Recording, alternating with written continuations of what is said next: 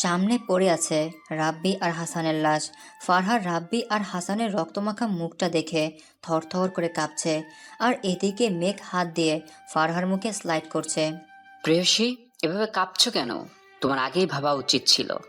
আমার কথা না শুনলে তোমার সাথে ঠিক কি কি হতে পারে তার একটা ছোট্ট ট্রেলার ছিল এটা। কথাটা বলে মেঘ হাহা করে হাসতে লাগলো। ফারহা কাঁপা কাঁপা গলায় বলে উঠল। কেন করছেন এমন আপনি? মেঘ ফারহার কাঁপা কাঁপা ঠোঁটের দিকে তাকিয়ে হুট করে ফারহার ঠোঁট জোড়া নিজের ঠোঁটের সাথে মিশিয়ে নিল। ফারহা মেঘকে জোরে ধাক্কা দিয়ে নিজের থেকে ছাড়িয়ে নিয়ে মেঘের গালে থাপ্পড় মেরে দেয়। ছি, আপনি কতটা নীচ, কতটা খারাপ তাও কি আপনি জানেন? আপনার মতো বড়লোক বাবার বিগড়ে যাওয়া খুনি ছেলেকে এই ফারাক কখনো ভালোবাসবে না। আপনি কি মানুষ নাকি জানোয়ার? হ্যাঁ, কি দোষ করেছিল রাব্বি হাসানের? বলুন, কি দোষ ছিল যার কারণে ওদের এভাবে মরতে হলো? মেঘের কলার ধরে ফারহা চিৎকার করে বলতে লাগলো। এদিকে ফারহা মেঘের কলার ধরায় মেঘ প্রচণ্ড রেগে ফারহার চুলের মুঠি ধরে ফারহার ঠোঁটে রুডলি কিস করতে থাকে। লাস্টে মেঘ ফারহা ঠোঁটে জোরে কামড় বসিয়ে দিয়ে ছেড়ে দিয়ে বলে, নেক্সট টাইম যদি কখনো কোনো ছেলের নাম তোর মুখে শুনি তাহলে আজ যা করলাম তা করব না, সোজা বাসর ঘরে নিয়ে যাব। Mind it. মেঘ এত জোরে ফারহার ঠোঁটে কামড় বসিয়েছে যে ফারহার ঠোঁট কেটে রক্ত পড়তে লাগলো। মিস্টার মেঘ চৌধুরী, আপনি যদি মনে করেন আমি যে ছেলের সাথে কথা বলবো বা বন্ধুত্ব করব, আপনি তাকে এভাবে মেরে ফেলে আপনার প্রতি আমার ঘৃণার অনুভূতিগুলো ভালোবাসার অনুভূতিতে রূপ নেওয়াবেন, তাহলে বলবো আপনি ভুল ভরা পৃথিবীতে বাস করছেন। আপনার প্রতি ঘৃণা আমার দিন দিন বৃদ্ধি পাচ্ছে, তা কখনো কমবে না, আর না অন্য কোনো অনুভূতিতে রূপ নিবে। এতক্ষণ মেঘ ফারহার ভাষণ শুনে বাঁকা হেসে ফারহার সামনের চুলগুলো কানের পিঠে গুজে দিয়ে বলে উঠল। প্রেয়সী, এভাবে বলো না, আমার এখানে লাগে তো। বুকের বাপাস দেখিয়ে। আরেকটা কথা, তুমি আজ মন দিয়ে শোনো। আমার প্রতি তোমার যে অনুভূতি থাকুক না কেন, তোমাকে আমাকে ভালোবাসতে হবে। আমার ভালোবাসার খাঁচায় বন্দি হতে হবে তোমায়। আর না হলে তোমার প্রিয় ভালোবাসার মানুষগুলো কষ্ট পাবে, তার সাথে সাথে তোমাকেও কষ্ট পেতে হবে। ফারহা মেঘের কথা শুনে এক প্রকার আঁতকে উঠল। ফারহার মুখে আর কোনো কথা নেই। ফারহা বুঝতে পেরে গেছে ও বন্দি এই লোকটির হিংস্র ভালোবাসায়। ওকে সারা জীবন বন্দি হয়েই থাকতে হবে। মেঘ ওর কথা শেষ করে ফারহাকে কোলে নিয়ে গাড়িতে বসিয়ে দিয়ে নিজে ড্রাইভ করতে থাকে। এদিকে ফারহা নিজের বন্ধুদের এমন নিষ্ঠুরভাবে খুন হতে দেখে কান্না করতে যেন ভুলে গেছে। মূর্তির মতো বসে আছে আর ভাবছে 1 মাস আগের কথা। ফ্ল্যাশব্যাক। পারো, আর কতক্ষণ শাওয়ার নিবি? দেরি হয়ে যাচ্ছে তো। জানো, আর 5 মিনিট একটু ওয়েট কর। আচ্ছা ঠিক আছে, আমি আন্টির কাছে যাচ্ছি নাস্তা করতে।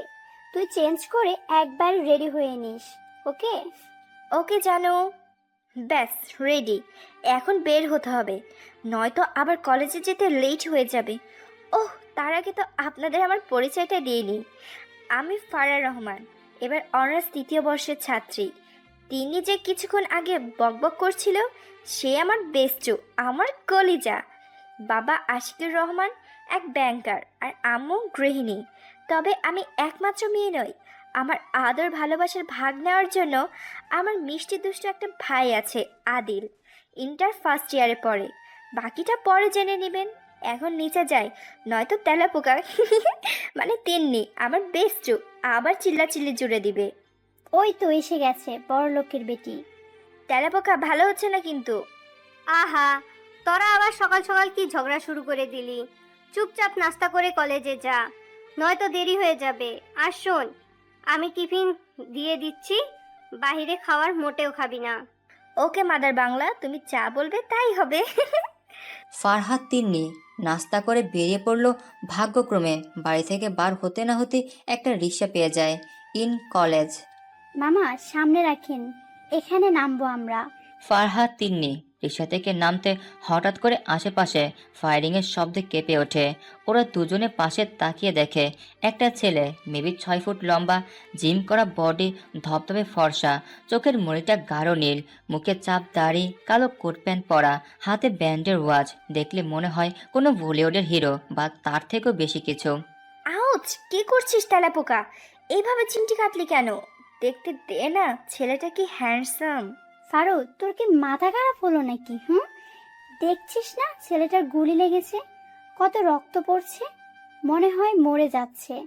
দেখ, চোখ মেলে তাকাতেও পারছে না। ততক্ষণে ফারহার হুঁশ ফিরল। ছেলেটার দিকে আরও একটু ভালো করে তাকাতে দেখে ছেলেটার বুকে গুলি লেগেছে। ফারহাদ দৌড়ে গিয়ে ছেলেটাকে ধরে রিক্সা ডাকতে থাকে। তিনি বুঝতে পারল আজ ওদের আর ক্লাস করা হবে না। তিনি একটা রিক্সা ডেকে দুজনে মিলে ছেলেটাকে ধরে রিক্সায় বসিয়ে দিয়ে ফারহা পাশে বসে পড়ে। ফারহা নিজের ওড়না দিয়ে ছেলেটির ক্ষত জায়গায় চেপে ধরে, কারণ গুলি লাগার জন্য প্রচণ্ড রক্তপাত হচ্ছে। তিনি অন্য রিক্সা নিয়ে ফারহার পিছু পিছু আসছে। In hospital. ডক্টর ছেলেটির অপারেশন করার জন্য ওটিতে নিয়ে যেতেই একদল লোক হসপিটালে ঢুকে চেঁচামেচি করতে লাগলো। এখানে নাকি ওদের বসকে ভর্তি করানো হয়েছে। রিসেপশন থেকে খবর নিয়ে ফারহাদ তিন্নির দিকে এগোতে লাগলো লোকগুলো। হঠাৎ করে এত লোকজন দেখে ফারহা বেশ ঘাবড়ে যায়। এটা ভেবে যে ছেলেটা কোনো মন্ত্রী বা কোনো পলিটিক্যাল লোক হবে। এই যে মিস, এখানে কি আমাদের বসকে নিয়ে এসেছেন আপনারা? ফারহা ভয়ে ভয়ে বলল, দেখুন, আমি তো জানি না তিনি আপনাদের বস কিনা। আমরা ওনাকে আহত অবস্থায় পড়ে থাকতে দেখে এখানে নিয়ে আসি ট্রিটমেন্টের জন্য। লোকটি বুঝতে পারল ওদের বসকে এই মেয়েটি চেনে না, তাই ফোন বের করে ওদের বসের ছবি দেখালো। দেখুন তো মিস, এই লোকটাই কিনা। ফারহা ভালো করে তাকিয়ে দেখে বলে, হ্যাঁ, এই লোকটাই। ওনার তো বুকে গুলে লেগেছে, তাই আমরা ওনাকে এখানে নিয়ে এসেছি। ওকে মিস, আপনি যাকে এখানে অ্যাডমিট করেছেন তাকে মেবি আপনি চেনেন না। ওনার নাম মেঘ চৌধুরী, পেশায় একজন ডক্টর, সাথে বিডি সবচেয়ে বড় বিজনেসম্যান। ফারহা মেঘের পরিচয় শুনে হাঁ করে তাকিয়ে রইল। পাশ থেকে তিন্নি আবার চিমটি কাটতে ফারহা মুখ বন্ধ করে বলল, দেখুন, উনি কে বা ওনার পরিচয় কি এটা জেনে তো ওনাকে ট্রিটমেন্ট করাতে নিয়ে আসিনি। এখন যেহেতু আপনারা এসে গেছেন, এখন আমরা যেতে পারি। অবশ্যই, তবে আপনার নামটা? ফারহা আসলামের পুরো কথা শোনার আগে ফারহা তিন্নিকে নিয়ে হসপিটাল থেকে বেরিয়ে গেল। 2 ঘন্টা পর ডক্টর ওটি শেষ করে বাইরে এসে জানায় গুলি বার করা হয়েছে, কিন্তু প্রচুর ব্লিডিং হওয়ার জন্য তিনি ভীষণ দুর্বল আছে। ডক্টর, বসের জ্ঞান ফিরবে কখন? ছেলেটা কি হ্যান্ডসাম না দোস্ত? ওই মাতারি, যারে দেখোস তারাই তোর কাছে হ্যান্ডসাম লাগে? হ্যাঁ ছেমড়ি, আর একটা কথা কবি না। শালে আমি বাঁচি না আমার জ্বালাই, তুই আসিস তোর হ্যান্ডসাম নিয়া। ফারহার হঠাৎ করে রাগ করে দেখে তিনি বেশ অবাক হয়, কারণ এমন হুটহাট করে ফারহা কখনো রাগ করে না। ও খুব ঠান্ডা মাথার মানুষ। তিনি ভেবে পাচ্ছে না ফারহার রাগের কারণটা, তাই একরাশ কনফিউশন নিয়ে ফারহা জিজ্ঞাসা করলো, দোস্ত, তুই ঠিক আছিস তো? কেন, আমার কি হবে? হ্যাঁ, তুই দেখতে পারিস না আমি তিরিং বিরিং করে খুশিতে লাফাচ্ছি? তোর পার্স কই? চুপ, একদম চুপ। শালি, তোর জন্য আমার পার্সটা হারিয়ে ফেলছি। আমার জন্য? দেখ তেলাপোকা, মেজাজটা এমনি চড়ে আসছে। পার্স হারিয়ে ফেললাম, সাথে ওর নাই এত রক্ত শুকিয়ে আছে। এভাবে বাড়ি ফিরবো কি করে ভেবে কুল পাচ্ছি না। আর তুই মজা করছিস? দোস্ত চিল, আমার ড্রেস আছে তো, চিন্তা কিসের? আর শোন, আন্টিকে কল করে জানিয়ে দিচ্ছি তুই আজ আমার সাথে আমাদের বাসায় থাকবি। কাল কলেজ করে সোজা বাড়িতে যাবি, ওকে? হ্যাঁ তাই কর, নয়তো আম্মু আমাকে এভাবে দেখলে চিন্তা করবে। তিনি ফোন করে ফারহার মায়ের থেকে পারমিশন নিয়ে নেয় ওদের বাসায় থাকার জন্য। পরের দিন আসলামকে আমাকে হসপিটালে অ্যাডমিট করেছে। বস, মেয়েটির নাম জিজ্ঞাসা করার সময় পাইনি, তবে ওই মেয়েটি মেবি যাওয়ার সময় পাঁচটা ফেলে গেছে। এই দেখুন। মেঘ পার্সটা খুলতে একটা হাস্যমুখ চোখে পড়তে মেঘের 2 চোখ ওখানে আটকে যায় ওই মায়াবী চোখে। মেঘ মৃদু হেসে ফারহাদ ছবিতে চুমু খেয়ে বলে উঠল, আমার প্রেয়সী। বস, মেয়েটি কি আপনার পরিচিত? আসলামের কথার প্রতি উত্তরে মেঘ বাঁকা হেসে বলে, আসলাম, এতদিন যাকে পাগলের মতো খুঁজছিলাম, সে আজ নিজের অজান্তে আমার কাছে ধরা দিল। তার মানে বস, এই সেই মেয়ে যাকে আপনি পাগলের মতো এতগুলো দেশে খুঁজে বেরিয়েছেন? আসলাম, তোমার প্রশ্নে আমার উত্তর, কিন্তু এখন তোমাকে কি করতে হবে নিশ্চয়ই আমাকে বলে দিতে হবে না? বস, আমি আগেই সব ডিটেলস কালেক্ট করে ফেলেছি। গ্রেট। বস, নাম ফারহা রহমান। ওনার বাবা আশিকুর রহমানের সামান্য একজন ব্যাংকার, আর মা গৃহিণী। ছোট একটা ভাই আছে, ইন্টার ফার্স্ট ইয়ারের ছাত্র। আর হ্যাঁ, ম্যামের একজন বেস্ট ফ্রেন্ড আছে, নাম তিন্নি জামান। বাহ, বিডিতে সে পুরো আইডেন্টিটি চেঞ্জ করে ফেলেছে আমার প্রেয়সী। গ্রেট। আসলাম, আশিকুর রহমানের আরো কিছু ডিটেল চাই আমার। বস, সব ডিটেলস তো আপনাকে দিয়েছি। নো আসলাম, নো। তোমার এইটুকু খবর যথেষ্ট নয়, তোমাকে আরো অনেক কিছু জানতে হবে। কিছু লোককে প্রেয়সীর বাড়িটা নজরে রাখতে বলো, সাথে আশিকুর রহমানকেও। কোথায় যায়, কি করে, কার সাথে কথা বলে, ইন অল ডিটেলস আমার চাই। Got it? Yes boss. Now leave.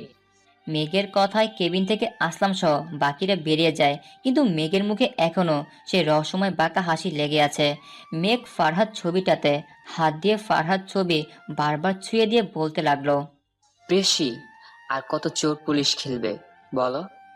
এতগুলো বছর তোমাকে খুঁজে চলেছি, কিন্তু তুমি যে জেদি, একরোখা, কিছুতেই আমার হাতে আসতে চাইছো না। কিন্তু একবার তো তোমাকে আমার কাছে আসতেই হবে, তোমাকে আমার হতেই হবে। মেঘ ফারহাদ ছবির দিকে তাকিয়ে কথাগুলো বলার পর খেয়াল করে আসলাম হুট করে কেবিনে ঢুকে পড়ে। তা দেখে মেঘ বেশ চটে যায়।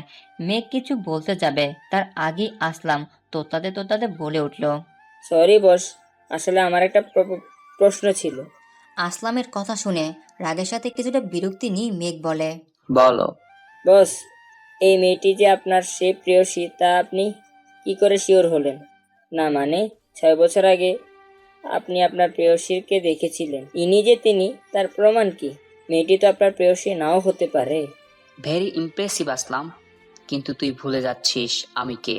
আমার চোখকে ফাঁকি দেয়া যে কারো পক্ষে কখনো পসিবল না, তা আমার থেকে তুই ভালো করেই জানিস। বস, প্লিজ বলুন না। মেঘ রহস্যময় হেসে আসলামকে বলতে লাগলো, 6 বছর আগের সেই ঝড়ের রাতের কথা মনে আছে তোর? হ্যাঁ বস, মনে আছে। ইতালির লাস্ট নাইটে কথা বলতে বলতে থেমে যায়। বস, তার মানে সেই রাতে আপনি... স্টপ আসলাম, এখনো যদি তুই বুঝতে না পারিস তাহলে একটু থেমে মেঘ বলে ওঠে। নাও লিভ আসলাম। আসলাম মাথা চুলকাতে চুলকাতে মুখে একরাশ কনফিউশন নিয়ে কেবিন থেকে বেরিয়ে গেল। পারু, কি হলো তোর? সে কখন থেকে তোকে ডেকে যাচ্ছি, তোর তো কোনো রেসপন্সই নেই। কি হয়েছে তোর, বলবি আমায়? জানো, কাল ওই ছেলেটাকে দেখে না আমার কেন জানি খুব চেনা চেনা লাগছে। কোথায় যেন দেখেছি লোকটাকে, কিন্তু আমি না কিছুতেই মনে করতে পারছি না। দেখ ফারু, আমার মনে হয় তুই ছেলেটাকে নিয়ে একটু বেশি ভাবছিস, তাই হয়তো তোর এমনটা মনে হচ্ছে। বাই দ্য ওয়ে, তুই কোনোভাবে ওই ছেলেটার ওপর ক্রাশ খেয়ে বসে আসিস না তো? তেলাপোকা কি বাচ্চি? তোর মনে হয় ওইরকম গুন্ডা টাইপ সারাক্ষণ মারামারি খুন খারাপি করে এমন একজন ছেলের উপর আমি ক্রাশ খাবো? তাহলে শুনে রাখ, আমি যার তার উপরে ক্রাশ খাই না। আমার রুচির সাথে এ ছেলে যায় না। একদমে কথাগুলো বলে থামলো ফারহা, আর এদিকে তিনি হাঁ করে ফারহার কথা শুনে যাচ্ছে আর বোঝার চেষ্টা করছে ফারহা ছেলেটার বদনাম করলো নাকি ওর নিজের সুনাম করলো। কি তেলাপোকা, কলেজে যাবি না? যাব, তার আগে আমাকে তেলাপোকা বলা বন্ধ কর। আমাকে কি তোর তেলাপোকার মতো ভিটকুটে দেখতে লাগে নাকি? দেখ, তুই যখন আমার মেজাজটা হাই ভোল্টেজে তুলে দিস তখন এই তেলাপোকার নামটাই মুখে আসে বারবার। যদি তেলাপোকা নামটা শুনতে না চাস তাহলে প্লিজ আমাকে রাগানো অফ কর, নাহলে সারা জীবন ধরে তোকে তেলাপোকা বলেই ডাকবো। তিনি রেগে ফসফস করতে করতে ব্যাগ নিয়ে বেরিয়ে পড়লো, সাথে ফারহাও বেরিয়ে পড়লো।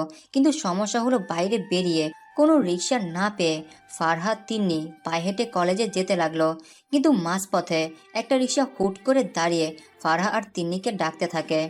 আম্মারা, আপনারা কি যাবেন? গেলে চলেন, আমি আপনাকে নামাই দিই।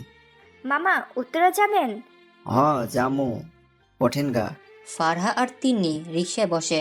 কিছু দূর যেতেই ফারহা খেয়াল করে পিছনে কেউ ওদের ফলো করছে। তিনি ফারহার মুখে এমন চিন্তা দেখে জিজ্ঞাসা করলো, কি রে ফারু, তোকে এত চিন্তিত লাগছে কেন? না তেমন কিছু না, কিন্তু কেন যেন মনে হচ্ছে কেউ আমাদের ফলো করছে। ফারহার কথা শুনে তিনি চারদিকে তাকিয়ে দেখতে লাগলো, কিন্তু তিনি চোখে এমন কিছুই পড়েনি যেটা ওর কাছে ঘটনা লাগে। ফারু, আমার মনে হচ্ছে তোর পেট গরম হয়েছে। তুই প্লিজ বাসে গিয়ে ঠান্ডা পানি মাথায় ঢালবি, বুঝলি? না তিন্নি, আমি ঠিক বলছি, কেউ আমাদের ফলো করছে, কিন্তু তুই বুঝতে পারছিস না। কি রে, এখনো বসে আছিস কেন? নেমে আয়, ফারহা রিক্সা থেকে নেমে কলেজ গেটে তাকিয়ে দেখে আফিফ, হাসান, ইভা, নেহা দাঁড়িয়ে আছে ওদের জন্য। তিনি ব্যাগ থেকে টাকা বের করে রিক্সাওয়ালাকে দিতে যাবে, তখনই দেখে সামনে কেউ নেই। ফারুক, রিক্সাওয়ালা মামা কই গেল? এখানেই তো ছিল। হ্যাঁ তাই তো, আর টাকা নিয়ে কোথাও হয়ে গেল। যাক গে, বাদ দে, টাকাগুলো তো বেঁচে গেল, তাই না? তুই আর বদলালি না তেলাপোকা। তিনি তেলাপোকার নামটা শুনে রেগে আফিফের দিকে এগিয়ে গেল। কিরে শাকচুন্নি, এত দেরি করলি কেন? সেই কখন থেকে দাঁড়িয়ে আছি। তোকে কে বললো দাঁড়িয়ে থাকতে? এই এই, তোর এখন প্লিজ আর ঝগড়া করিস না।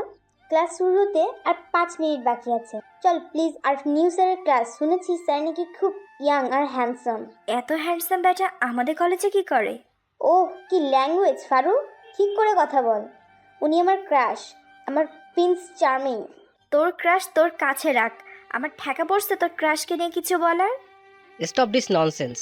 তোরা যদি ক্লাস করতে চাস তাহলে আয়, নয়তো আমি গেলাম। আফিফের ধমকে ইভা, ফারহা চুপ করে ক্লাসে চলে যায়। আব্বি ইয়ার, স্যার তো লেট করছে কেন? আমার তো আর সহ্য হচ্ছে না ওনাকে দেখার জন্য। আব্বে তুই একটু চুপ থাকবি নাকি উষ্টা মারে ক্লাসের বাইরে ফেলাই দিমু? ফারহার কথা শেষ হতে না হতে ক্লাসের বাকি স্টুডেন্টরা দাঁড়িয়ে সালাম দিতে লাগলো। ফারহা বাকিদের দিকে তাকিয়ে বুঝতে পারলো নিউজ স্যার ক্লাসে এসেছে। ফারহাও দাঁড়িয়ে সামনে তাকাতে নিউজ স্যারকে দেখে শকড। আব্বে তুই কি একটু চুপ থাকবি নাকি উষ্টা মারে ক্লাসের বাইরে ফেলাই দিমু? ফারহার কথা শেষ হতে না হতে ক্লাসের বাকি স্টুডেন্টরা দাঁড়িয়ে সালাম দিতে লাগলো। ফারহা বাকিদের দিকে তাকিয়ে বুঝতে পারলো ক্লাসে নিউজ স্যার এসেছে। ফারহাও দাঁড়িয়ে সামনে তাকাতে তো নিউজ স্যারকে দেখে শকড, কারণ নিউজ স্যার আর কেউই না, ফারহার এক্স বয়ফ্রেন্ড আগুন খান। আগুন ক্লাসে ঢুকে ফারহার মুখ দেখে আগুন এক পৈশাচিক হাসি দিল। তা দেখে ফারহা অজ্ঞান হওয়ার উপক্রম। কোনো মতে নিজের সিটে বসে দাঁত দিয়ে নখ কাটতে শুরু করলো। আসলে ফারহা যখন কোনো বিষয় নিয়ে টেনশন করে তখন দাঁত দিয়ে নখ কাটতে থাকে। এই ফারুক, তোর কি হলো? এভাবে দাঁত দিয়ে নখ কাটছিস কেন? দোস্ত সব জানতে পারবি, এখন আল্লাহর হস্তে চুপ কর। ইবা হাঁ করে ফারহার কাণ্ড দেখছে। ফারহা কি পাগল টাগল হলো নাকি? নিউজ স্যারকে দেখে এমন করছে কেন? অবাক হয়ে ইবা আফিফের কাছে জানতে চাইলো। শোন, তুই কিছুদিন হলো আমাদের গ্যাংটায় আসছিস, অনেক কিছুই জানিস না, তবে চিন্তা নাই, কলেজ শেষ হলে সবটাই জানতে পারবি। Hey you, stand up. ফারহার পুরো গ্যাংটাকে উদ্দেশ্য করে বলল আগুন। আগুনের কথা শুনে ইতিমধ্যে ফারহার হাত পা কাঁপাকাঁপি শুরু হয়ে গেছে। শালা নিঞ্চি ইঁদুর, কালা হনুমান, মুচির জুতা, ছাগলের 3 নাম্বার বাচ্চা, হাতির লেজ, দেশে আর কোনো কলেজ ছিল না যে তোকে এই কলেজে জয়েন করতে হলো। আল্লাহ, এই চিপকুর থেকে এবার কি করে বাঁচবো? পথ দেখাও আল্লাহ, কথা দিচ্ছি আর কখনো বাজি ধরবো না। মনে মনে একরাশ বকা দিতে দিতে ফারহা সহ বাকিরা উঠে দাঁড়ালো। ক্লাসে ডিস্টার্ব কেন করছেন আপনারা? আর ইউ, এটা ক্লাসরুম, আর আপনি কোনো বাচ্চা না যে ক্লাসরুমে বসে দাঁতে দাঁত দিয়ে নখ কাটবেন। বেবি, এবার পালাবে কোথায়? তোমাকে নিজের করে নিতেই এই কলেজের প্রফেসর হয়ে আসা। বেবি, এইবার আমাকে নিয়ে খেলার শাস্তি তুমি পাবে। তোমাকে নিজের করে নিব অ্যাট এনি কস্ট। ফারহাকে এভাবে ঝাড়ি দিয়াতে ক্লাসের বাকি সবাই হেসে ফেলে। তা দেখে ফারহার যেন লজ্জায় মাথা কাটা যাওয়ার মতো অবস্থা। তা দেখে আগুন সজোরের ডাস্টার টেবিলের উপর বাড়ি মারতেই ক্লাসে সবাই চুপ হয়ে যায়। কি হচ্ছে এটা কি এখানে? এটা কি বাজে নাকি ক্লাসরুম? হ্যাঁ, আজ ফার্স্ট দিন তাই কিছু বললাম না। নেক্সট দিন থেকে যেন কোনো প্রকার শব্দ না হয় ক্লাসে, ওকে? আপনারা বসুন আর কখনো আমার ক্লাসে কথা বলবেন না, আর বাচ্চাদের মতো দাঁত দিয়ে নখ কাটবেন না। Is that clear? আগুনের কথা মতো সবাই মাথা নেড়ে হাফ বললেও ফারহা চুপ করে বসেছিল, কোনো প্রকার টু শব্দ করেনি। আগুন ফারহার দিকে তাকিয়ে মুচকি হেসে সবার সাথে পরিচিত হতে লাগলো। আচ্ছা, এখন সবার সাথে পরিচিত হওয়া যাক। মাইসেলফ আগুন খান, আমি একজন বিজনেসম্যান। স্যার, আপনি বিজনেসম্যান, তাহলে কলেজে কেন টিচার হয়ে আসলেন? জানি না কেন আমাকে জ্বালাতে নিশ্চয়, না হলে এত বড় বিজনেসম্যান এই কলেজে পড়াতে আসবে? Good question. আসলে বিজনেসম্যান হওয়াটা আমার ড্যাড মানে আরিয়ান খানের ইচ্ছে ছিল, তাই ড্যাডের ইচ্ছে পূরণ করলাম। কিন্তু এখন আমার ইচ্ছেগুলো পূরণ করা হচ্ছে, আর তার সাথে একটা পার্সোনাল রিজন। স্যার, আপনি এত হ্যান্ডসাম, ড্যাশিং, কুল দেখতে, আপনার কোনো গার্লফ্রেন্ড নেই? সামনের বেঞ্চের ন্যাকা মেয়ে আইরিন কায়দা করে জানতে চাচ্ছে আগুনের কোনো গার্লফ্রেন্ড আছে কিনা। আইরিনের প্রশ্নের উত্তরে আগুন মুচকি হেসে বলল, থাকবে না কেন, আছে। আর সে এই কলেজে এই ডিপার্টমেন্টেই পড়ে। আগুনের কথা শুনে স্টুডেন্টদের মধ্যে এক প্রকার হইচই লেগে গেল, কারণ তারা জানতে চায় তাদের মধ্যে স্যারের গার্লফ্রেন্ডকে। এদিকে ফারহার বুঝতে বাকি নেই যে আগুন তার কথাই বলছে। রাগে কটমট করে তাকিয়ে রইল আগুনের দিকে। এদিকে আগুন ফারহার দিকে না তাকিয়ে অন্য স্টুডেন্টদের সাথে পরিচিত হতে লাগলো। কিছুক্ষণ পর ঘন্টা পড়তেই আগুন ফারহাকে চোখ মেরে বেরিয়ে যেতে ইবা ফারহাকে চেপে ধরে কাহিনী জানার জন্য। ফারহা ইবার হাত ছাড়িয়ে ব্যাগ নিয়ে ক্লাসরুম থেকে বেরিয়ে যায়। সাথে সাথে তিনি, আফিফ, হাসান, রাব্বিও বেরিয়ে যায়। বস কেমন আছেন এখন? গুড। আসলাম, আমি আজ বাড়ি যেতে চাই, ব্যবস্থা কর।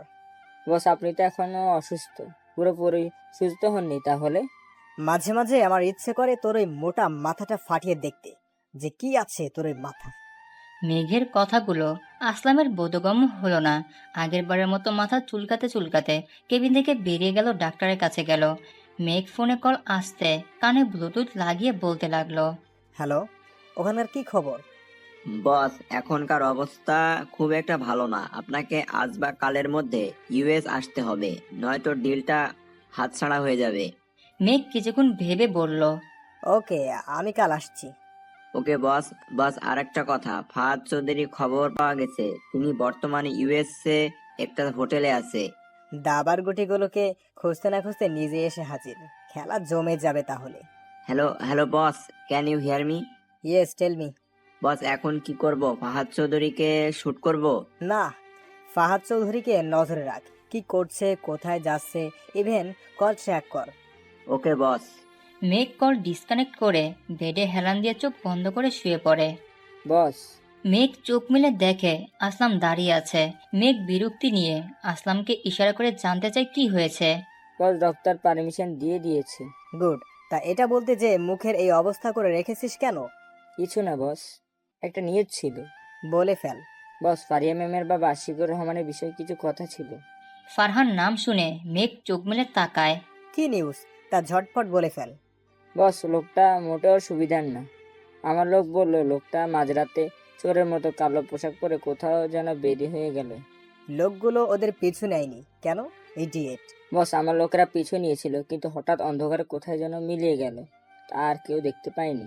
মেঘের কথা শুনে মেঘ তাদের দাঁত চেপে বলে উঠল, আমার মনে হচ্ছে তুই আর এই পজিশনে থাকার যোগ্য না, তোর পজিশনটা অন্য কাউকে দিয়ে দিব। সরি বস, আর হবে না, এবারের মতো ক্ষমা করে দিন।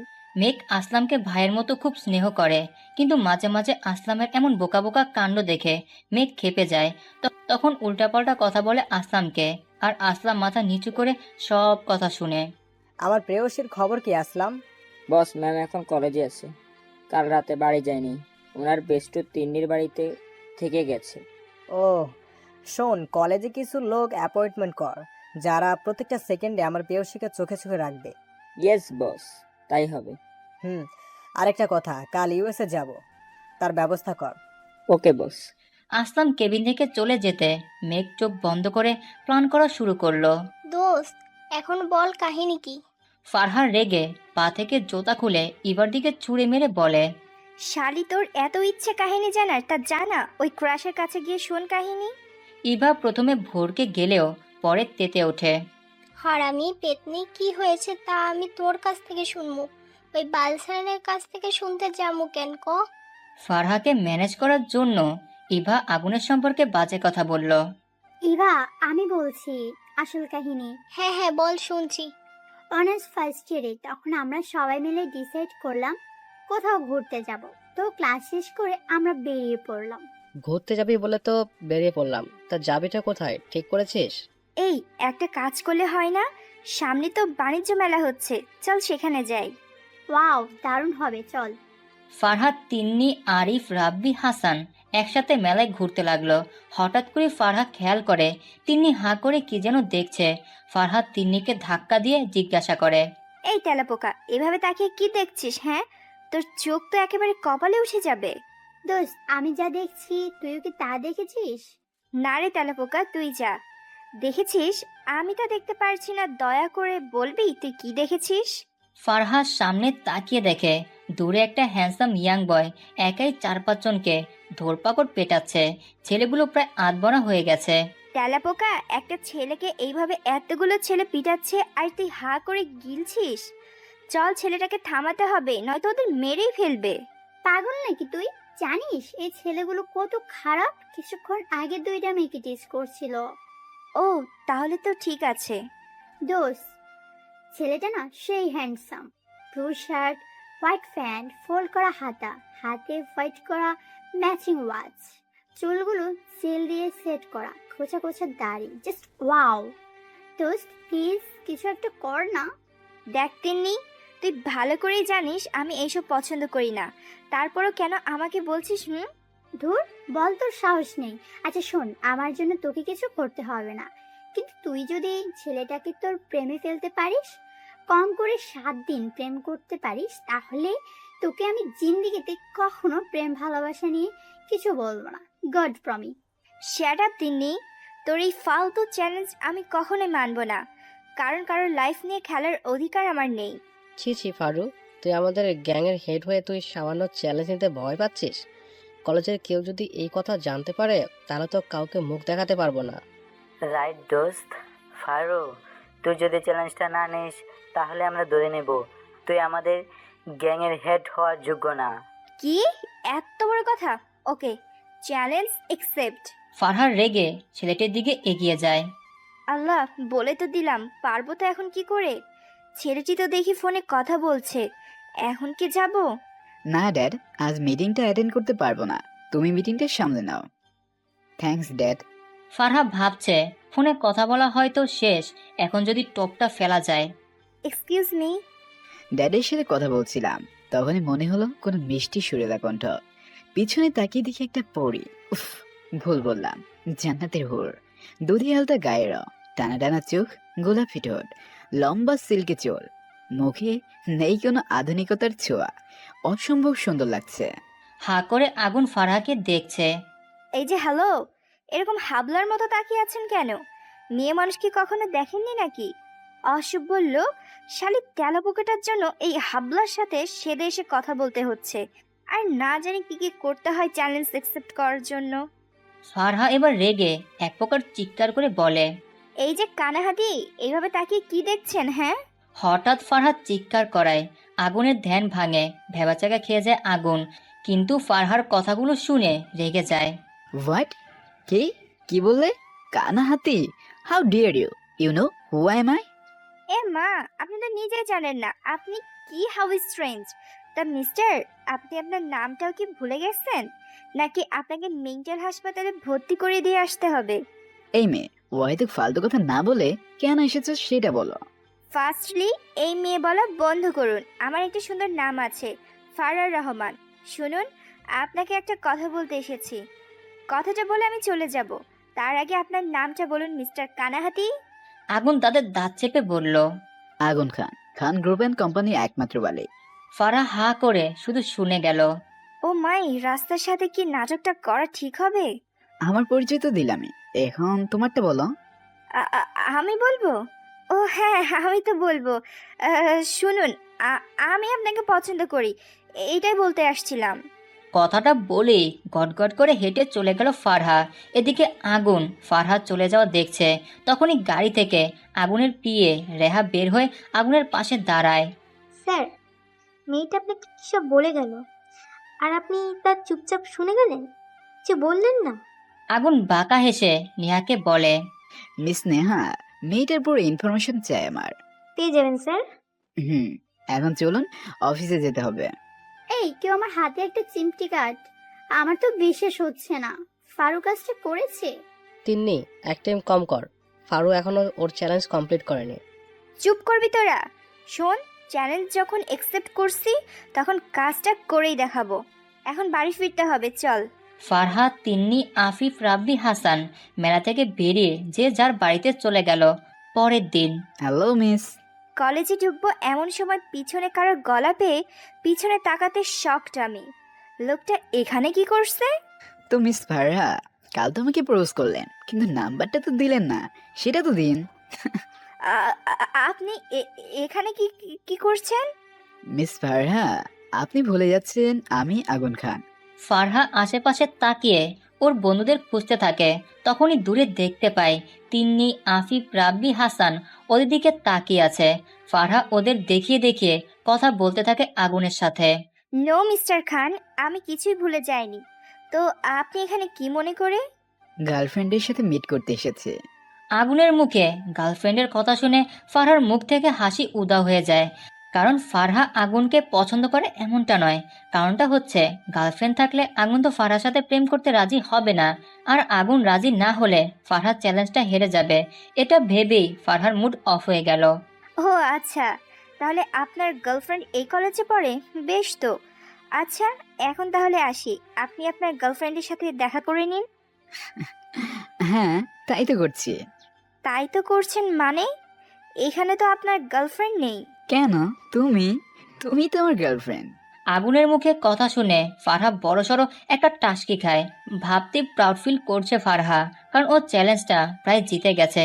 শুধুমাত্র এই 6টা দিন ওকে যেভাবে হোক আগুনকে পটিয়ে সাথে রাখতে হবে। ও, এত বড় বিজনেসম্যান আমার মতো সামান্য এক মিডল ক্লাস মেয়ের সাথে রিলেশনে জড়াবে? এইটা একটু বেশি বেশি হয়ে যাচ্ছে না? তুমি সবার কাছে সামান্য হলেও আমার কাছে তুমি অসাধারণ। আচ্ছা, এখানে দাঁড়িয়ে কি সব কথা বলবে? কোথায় একটা বসে কথা বললে হতো না? সামনে তো একটা রেস্টুরেন্ট আছে, সেখানে যাওয়া যাক। ফারহাকে নিয়ে আগুন গাড়িতে উঠে চলে গেল, আর এদিকে তিন্নিরা হা করে ওদের যাওয়া দেখছে। হ্যাঁ রে, ফারহা তাহলে চ্যালেঞ্জটা জিতে গেল। আমারও তাই মনে হচ্ছে। দেখা যাক বাকি 6 দিন কি হয়, তার উপর নির্ভর করে ফারহার হার জিত। রাইট, চল ক্লাসে যাই। চল। ফারহার কথা শুনে আগুন মুচকি এসে বলে, শুধু কি আমি বলবো, তুমি বলবা না? আমি আমি কি বলবো? আপনি তো বাকিটা বলার আগে আগুন থামিয়ে দিয়ে বলল, লিসেন ফারহা, আমি যা বলি সরাসরি বলি। তোমাকে আমি ভালোবেসে ফেলেছি, আর তুমিও আমাকে ভালোবাসো। তাই আমি তোমাকে বিয়ে করতে চাই। তুমি যখন চাইবে তোমার প্যারেন্টসের সাথে কথা বলতে পারি। আগুনের কথা শুনে ফারহা বড়সড় একটা ঝাটকা খেলো। বাবা, মানে কি বলছেন আপনি? বিয়ে? হ্যাঁ, বিয়ে। কেন? তুমি আমাকে না ভালোবাসো? তাহলে বিয়ে করতে কি প্রবলেম?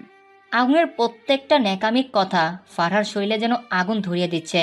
কিন্তু চ্যালেঞ্জের কথা মনে আসতেই ফারহা মনে মনে নিজেকে শান্ত করার চেষ্টা করছে। কাম ডাউন ফারহা, কাম ডাউন। তোকে চ্যালেঞ্জটা পূরণ করতেই হবে, যার জন্য তোকে এই নেকু চিপকুকে সহ্য করতে হবে। একটা বুদ্ধি বের কর, যাতে সাপও মরে আর লাঠিও না ভাঙে। আইডিয়া! দেখুন, আমি তো আপনাকে তেমনভাবে ভালো করে জানি না, আর আপনিও জানেন না। আর তাই ভালো হয় যদি কিছুদিন আমরা একসাথে টাইম স্পেন্ড করি। তাহলে দুজন দুজনকে চেনা জানা হয়ে যাবে, সাথে সময়ও কাটানো যাবে। Wow, great idea. কিন্তু কতদিন এভাবে চলবে? কজ আমার বিজনেসের টাইম দিতে হবে। নো নো নো মিস্টার আগুন, আপনাকে বেশি দিন কষ্ট করতে হবে না। এই মাত্র 6 দিন সময় দিলে এনাফ। Bravo Faria, Bravo! কি ব্রিলিয়ান্ট তুই! বেস্ট আইডিয়া বের করছিস। এখন কেউ তোকে চ্যালেঞ্জটাতে হারাতে পারবে না। আর না লোকটাকে তুই হার্ট করছিস, কারণ 6 দিনে কেউ কারোর প্রেমে পড়ে না। আর এই বেটা নিশ্চয় মিথ্যা বলছে, নয়তো কাল পছন্দ করি বললাম আর আজ বিয়ে করবে বলে হাজির। ফারহা মনে মনে নিজেকে বাহবাদ দিতে থাকে এত ভালো আইডিয়া দেওয়ার জন্য। এদিকে আগুন এক দৃষ্টিতে ফারহার দিকে তাকিয়ে আছে, তা ফারহার খেয়াল নেই। জান, কি ভাবছো? আগুনের মুখে জান শব্দটা শুনে ফারহা এদিক ওদিক তাকিয়ে বোঝার চেষ্টা করছে কাকে জান বলে সম্বোধন করছে। এদিক ওদিক তাকিয়ে কি করছো? না মানে আপনি জান বলে ডাকলেন, তাই এদিক ওদিক তাকিয়ে দেখছি কাকে জান বললেন। ফারহার কথা শুনে আগুন হো হো করে হেসে উঠল। এত জোরে হেসে উঠল যে রেস্টুরেন্টের বসা সবাই হা করে তাকিয়ে আছে ওদের দিকে। ফারহা বেশ অস্বস্তি হয় এভাবে সবার তাকানো দেখে। কি বোকা তুমি! আমি অন্য কাউকে কেন জান বলবো? তুমি থাকতে তুমিই তো আমার গার্লফ্রেন্ড, তাই না? ফারহা কিছু বলতে গিয়েও বলে না, কারণ এখন যদি বেফাস কিছু বলে ফেলে তাহলে পরে ওকে পস্তাতে হবে, তাই চুপ থাকাই শ্রেয়। আচ্ছা জান, কি খাবে বলো? এখন আবার বলো না কিছু খাবে না, কারণ আমি কিছু খেয়ে আসিনি। প্রচন্ড খিদা পেয়েছে আমার। শালা নেকু, তুই না খেয়ে আসছিস তাতে আমার কি? হ্যাঁ, আমি কি তোর বউ লাগি যে আমার জন্য বসে থাকবি না খেয়ে? শালা একদিন দেখা হইতেই না হইতেই তার ভিতর ভালোবাসা উতলায় পড়ছে। যত সব ইচ্ছে করছে ইঁদুরের বিরিয়ানি, কালা কাওয়ার রেজালা আর কেঁচোর চাটনি গোবরের ভর্তা খাইয়ে দিই। ওকে, জাস্ট কফি অর্ডার দিন। As your wish. আগুন খাবারের অর্ডার দিয়ে দিল। কিছুক্ষণ পর খাবার আসতেই আগুন খাবার খেতে লাগলো। সাথে ফারহা একটা প্রশ্ন করে যাচ্ছে। ফারহা কফি খাওয়ার তালে তালে হানা উত্তর দিয়ে যাচ্ছে। মিস্টার আগুন, আমি আজ আসি, কাল দেখা হচ্ছে কলেজের সামনে। কথাটা বলে ফারহা ব্যাগ নিয়ে হনহন করে হেঁটে চলে গেল। এদিকে আগুন হাঁ করে ফারহা চলে যাওয়া দেখছে। মেয়েটা এমন কেন? আমাকে কিছু বলারই সুযোগ না দিয়ে এভাবেই চলে গেল। নো প্রবলেম জান, বাধ্য তো 6টা দিন, তারপর থেকে তুমি আমার কথাই শুনবে। পরের দিন আগুন ঠিক একই সময়ে ফারহার কলেজে চলে আসে। ফারহা বেশ দূরত্ব রেখে আগুনের সাথে ঘোরাফেরা করে। আগুন কয়েকবার ফারহার হাত ধরতে চাইল, ফারহা এড়িয়ে যায়। আগুন কিছু মনে করে না। এদিকে তিন্নি, হাসান, রাব্বি, আফিফ দূর থেকেই ফারহার ওপর নজর রাখে। এমনিতেই ফারহা ওদের কলেজার বন্ধু। যদি ওর কোনো বিপদ হয় বা আগুন কোনোভাবে ওর ভালো মানুষের সুযোগ নেওয়ার চেষ্টা করে, এই ভয়ে ওরা সারাক্ষণ ওকে নজরে রাখে। দোস্ত, ফারুকের চ্যালেঞ্জটা দিয়ে ভুল করিনি তো? বলতে জানি না তিন্নি, এখন আমাদের মোস্ট প্রায়োরিটি হচ্ছে ফারহার উপর নজর রাখা, যাতে ও কোনো বিপদে পড়লে আমরা ওকে সেভ করতে পারি। ইয়া রাইট হাসান, আমাদের জন্য যদি ওর কোনো ক্ষতি হয় তো নিজেকে কখনো ক্ষমা করতে পারবো না। আর শুনেছি আগুন নাকি ঢাকার টপ বিজনেসম্যানদের ভিতর একজন, খুব স্ট্রং পার্সোনালিটি। ইয়ার স্ট্রং পার্সোনালিটি হলে এক দেখায়, এক কথায় কেউ কারোর উপর এতটা ফিদা হয় না যদি না তার ক্যারেক্টার প্রবলেম থাকে। ঠিক বলেছিস। এখন চল, ওরা সামনে এগিয়ে যাচ্ছে, আমরা তো ওদের অনেক পিছু পড়ে গেলাম। হাসান, রাব্বি, তিন্নি, আফিফ একসাথে ফারহা আর আগুনকে এভাবে নজরে রাখে পুরো 6 দিন। 6 দিন পর জান, আজ আমাদের লাস্ট ডেট। এই 6 দিনে তুমি আমাকে বেশ ভালো করে জেনেছ। ইভেন আমিও তোমাকে এত কাছ থেকে জানতে পেরেছি। এখন তো আর বিয়ে করতে কোনোই প্রবলেম নেই। তুমি তোমার বাড়ির অ্যাড্রেসটা দাও, আমি আমার মম ড্যাডকে পাঠাবো আমাদের বিয়ের প্রস্তাব নিয়ে।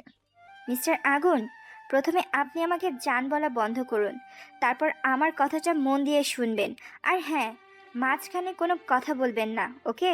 ফারহা সিরিয়াস মুডে কথাটা বলল আগুনকে।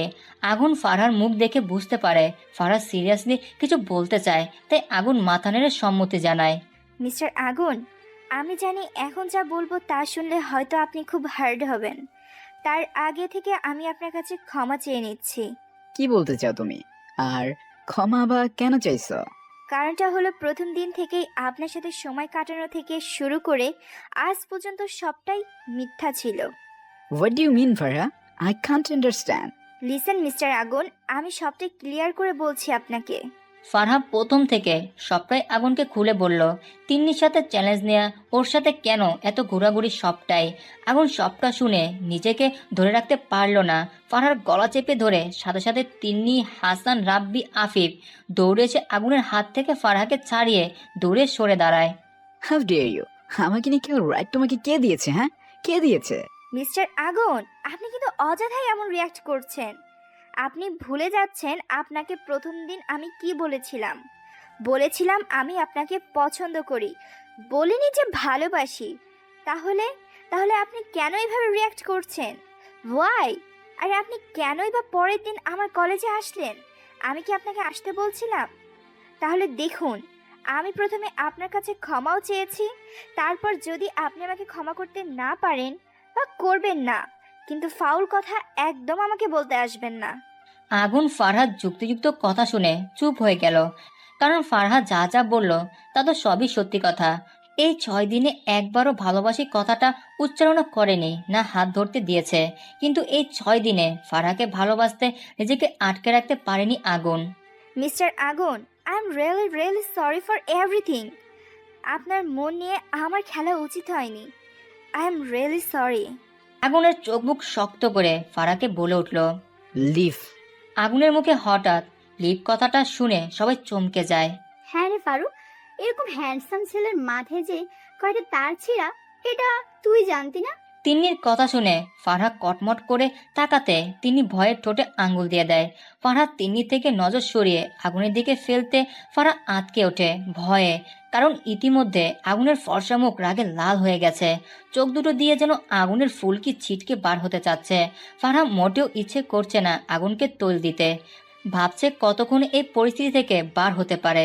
ফারহার ভাবনার মধ্যে কেঁপে ওঠে আগুনের গলার জঙ্কার শুনে। তোমরা এখনো দাঁড়িয়ে আছো কেন? বেরিয়ে যাও, আমার সামনে থেকে বেরিয়ে যাও। Just leave me alone, otherwise I will kill you, damn it. তিন্নি আর 1 মিনিটও লেট না করে ফারহার হাত ধরে রেস্টুরেন্ট থেকে বেরিয়ে আসে। বর্তমানে ও মাই গড ফারহাদ, তুই এই কাজ করছিস? ভাবা যায় এগুলো? চুপ, একদম চুপ, নয়তো টিকটিকের স্যুপ খাইয়ে দিব তোকে, শালির ঘরের শালি।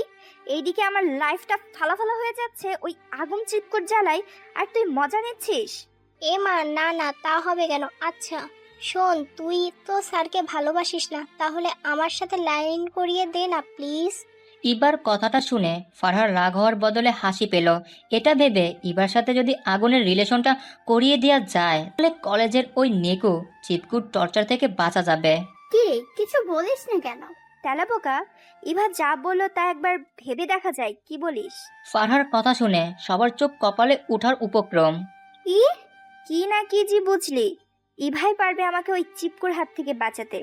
তার আগে চল মামার দোকান থেকে ফুচকা খেয়ে আসি। শালার টেনশনে খাওয়া দাওয়া সব ভুলে গেছি। বলেই কলেজের গেটের কাছে যেতে লাগলাম, ঠিক তখনই দেওয়ালের সাথে ধাক্কা খেলাম। ও আল্লাহ গো, মাঠের মাঝখানে দেওয়াল আসলে কোথা থেকে? আহা, আমার কপাল! ফারহা কপালে হাত দিয়ে সামনে তাকিয়ে দেখে এটা কোনো দেয়াল না, দেয়ালরূপী মানুষ। আর সে মানুষটা আর কেউ না, চিপকু মিস্টার আগুন খান। আচ্ছা, আগুন আর মেঘ যখন সামনাসামনি হবে তখন কি হবে ভাবতেই ভয়ে কাঁটা দিয়ে উঠছে। আর ফারাও কি সত্যি কাকে বেছে নিবে, আগুনকে না মেঘকে? ইভা কি পারবে আগুনের টর্চার থেকে ফারাকে বাঁচাতে, নাকি উল্টো ফারা ফেসে যাবে আগুনের জালে? উফ, এখনো বহুত প্রশ্ন আছে, তা কইতাম কি, আপনারা এই প্রশ্নগুলো সলভ করেন কমেন্ট বক্সে জানান। পরবর্তী পর্ব নিয়ে ফিরে আসছি, ততক্ষণ অপেক্ষায় থাকুন। ধন্যবাদ, খোদা হাফেজ। বর্তমানে ফারহাকে যে রুমে রাখা হয়েছিল মেঘ সে রুমে গিয়ে দরজা বন্ধ করে দেয়। ফারহা এখনও সেভাবেই অজ্ঞান হয়ে আছে। মেঘ ফারহার জ্ঞান ফেরানোর বিন্দুমাত্র চেষ্টা করলো না, বরং ফারহাকে নিজের বাহুদয়ের মাঝে আষ্টে পিষ্টে জড়িয়ে ধরে। তারপর ফারহার পেট থেকে কাপড় সরে যাওয়ায় পেটের অনেকটা অংশে দেখা যাচ্ছিল। উন্মুক্ত পেটে মেঘ ডিপলাই কিস করে। তারপর ফারহার ঠোঁটে আলতো করে চুমু দিয়ে ভাবতে থাকে 5 বছর আগে ঘটে যাওয়া অতীত, যেটা এক মুহূর্তে সব ধ্বংস করে দিল, সাথে কেড়ে নিল অনেকগুলো প্রাণ। 5 বছর আগে। তিন্নি, চল না ফুচকা খেয়ে আসি। দেখ ওই ফুচকাগুলো কিভাবে আমার দিকে ড্যাব ড্যাব করে তাকিয়ে আছে। লাইক সিরিয়াসলি পারো? ফুচকাগুলো তোর দিকে ড্যাব ড্যাব করে তাকিয়ে আছে? তোর কি মনে হয় আমি মিথ্যে বলছি? না না, তা হতে যাবে কেন? বল, তুই আর মিথ্যা কখনো বলতে পারিস? বল, চল ওই ফুচকাগুলোর একটা ব্যবস্থা করে আসি। কত বড় সাহস, আমার বেস্টুকে এভাবে ওরা ড্যাব ড্যাব করে তাকিয়ে দেখছে। আমি জানি তো ম্যাডামের এখন ফুচকা খেতে ইচ্ছে করছে, তাই এত কাহিনী। উফ, এই না হলে আমার বেস্টু। ফারু, তবে দেরি করবি না, জানিস তো একটু পর ক্লাস আছে, তাও খরচ ছাড়ে। ওকে, চল এখন। ফারহা তিন্নি ফুচকা খাওয়ার জন্য তাড়াহুড়া করে গাড়ি না দেখে রাস্তা পার হতে যায়। তখনই কেউ একজন খুব জোরে গাড়ি ব্রেক মারে, কিন্তু গাড়িটা ফারহার খুব কাছে এসে পড়ায়। গাড়ির ধাক্কায় ফারহা দূরে ছিটকে পড়ে। তিন্নি কিছুটা ব্যথা পায়, তবে ফারহার মতো না। ফারহার পা কেটে যায় আর হাতের অনেকটা অংশের চামড়া ছিলে যায়। তিন্নি ফারহার কাছে দৌড়ে এসে ফারহাকে ধরে হাসপাতালে নেওয়ার চেষ্টা করে, কিন্তু পায়ের ব্যথার জন্য ফারহা দাঁড়াতে চেয়েও দাঁড়াতে পারল না। ঠিক তখনই তারের খাম্বার মতো আমাকে কোলে তুলে নিয়ে গাড়ির দিকে হাঁটা শুরু করে। আমি প্রথমে চেঁচাতে যেও চেঁচাতে পারলাম না। ও মাই গড, হু ইজ গাই? দেখলে মনে হবে ফরেনার, এই দেশের না। দুধ সাদা গায়ের রং, চোখের মনে গাঢ় নীল। চোখের পাপড়ি দেখলে যে কোনো মেয়ে হিংসে করবে, কারণ এত ঘন কালো বড় বড় চোখের পাপড়ি চোখ দুটোর সৌন্দর্য যেন দ্বিগুণ বাড়িয়ে দিয়েছে। সিল্কি চুলগুলো বাতাসে দোল খেতে খেতে কপাল ছুঁয়ে যাচ্ছে বারবার। লোকটির চুল থেকে চোখ সরাতেই লোকটির ঠোঁটের দিকে ফাড়া, মানে আমার চোখ আটকে যায়। টকটকে লাল ঠোঁট, ইচ্ছে করছে এখনই খেয়ে ফেলি, কিন্তু তা তো করতে পারবো না। কি করা যায়? প্রথম দেখায় যে ঠিক কত বড় ক্রাশ খেয়ে বসে আছে। তিন্নি আমার অবস্থা বুঝতে পেরে পানির ছিটা দিতে আমার ধ্যান ভাঙে। হোয়াট দা, কি করছিস কি তিন্নি? মুখে পানি ছিটা দিচ্ছিস কেন? রেগে বলতে থাকলো ফারহা, কিন্তু ফারহার কথা শেষ হতেই পাশ থেকে লোকটি বলে উঠল। আমি বলছি মিস। ফারহা এবার বেশ অবাক হয় পাশের লোকটিকে দেখে। ইস, এতক্ষণ তো এই লোকটাকে তাকিয়ে থেকে দেখছিলাম, কি লজ্জা। তো মিস, আমাকে যদি আপনার দেখা শেষ হয় তো আপনাকে হসপিটালে নিয়ে যেতে পারি কি? ফারহা এবার লজ্জায় লাল হয়ে গেল, নিজেই নিজেকে ধিক্কার দিচ্ছে। ছি ফারাজ, ছি, তুই এতটা লুচু কবে থেকে হলি? এভাবে একটা অজানা লোককে ড্যাব ড্যাব করে তাকিয়েছিল এতক্ষণ? লজ্জায় মাথা নিচু করে ফেলে ফারহা। তিনি বেশ অবাক হয় এটা ভেবে, ফারহা লজ্জা পাচ্ছে। যে মেয়ে সবসময় অন্যকে লজ্জা দেয়, টিচ করে, সে মেয়ে আজ একটা ছেলের জন্য লজ্জায় লাল হয়ে যাচ্ছে, আবার মাথা নিচু করেছে। ভাবা যায় এগুলো? Excuse me mister, we are really sorry, আমাদের ভুল। এভাবে না দেখে রাস্তা পার হওয়ার আপনার গাড়ির সামনে এসে পড়লাম। এই তিনি চুপ কর। আর এই যে নিনটি ধরা ইঁদুর, আপনি কি দেখে গাড়ি চালাতে পারেন না? আর একটু হলে তো আমরা দুজনে অক্কা পেয়ে যেতাম। What did you say? ধলাইদুর, ব্যাক, হাউ ডেয়ার ইউ! তোমার সাহস কি করে হয় ইন্ডাস্ট্রিয়াল মেঘ চৌধুরীকে এইসব বলার? ও, তার মানে আপনি মেঘ চৌধুরী, বিজনেসম্যান মেঘ চৌধুরী। কথাটা যদিও মনে মনে বললাম। নিজে বোকা বনে গেল, কারণ বিডিতে বিজনেস পজিশনে প্রথম র্যাঙ্কে আছে এমসি গ্রুপ অ্যান্ড কোম্পানি, যার সিইও মেঘ চৌধুরী। ফারহা বিজনেস সম্পর্কে না জানলেও মেঘ চৌধুরীকে সবাই চেনে, কারণ বিডিতে এই প্রথম যে মাত্র 25 বছর বয়সে এমন অ্যাচিভমেন্ট করে দেখিয়েছে।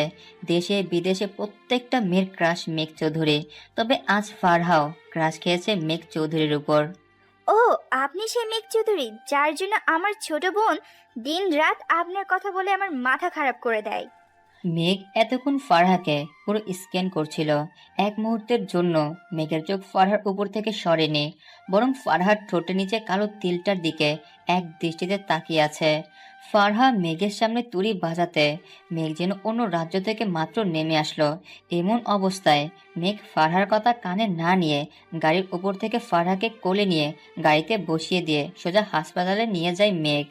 Mister Chowdhury, she absolutely okay medicine দিয়ে দিচ্ছে। টাইমলি সবটা মেডিসিনগুলো খেলে খুব তাড়াতাড়ি উনি সুস্থ হয়ে উঠবেন। Thanks doctor. মেঘ ডক্টরের সাথে কথা বলে ফারহাকে দেখার জন্য কেবিনে ঢুকতেই দেখে কেবিন ফাঁকা, কেউই নেই। মেঘ রেগে নার্সের কাছে জানতে চায়, কেবিনে যে মেয়েটি ছিল তিনি কোথায়, আর কেবিন ফাঁকা কেন?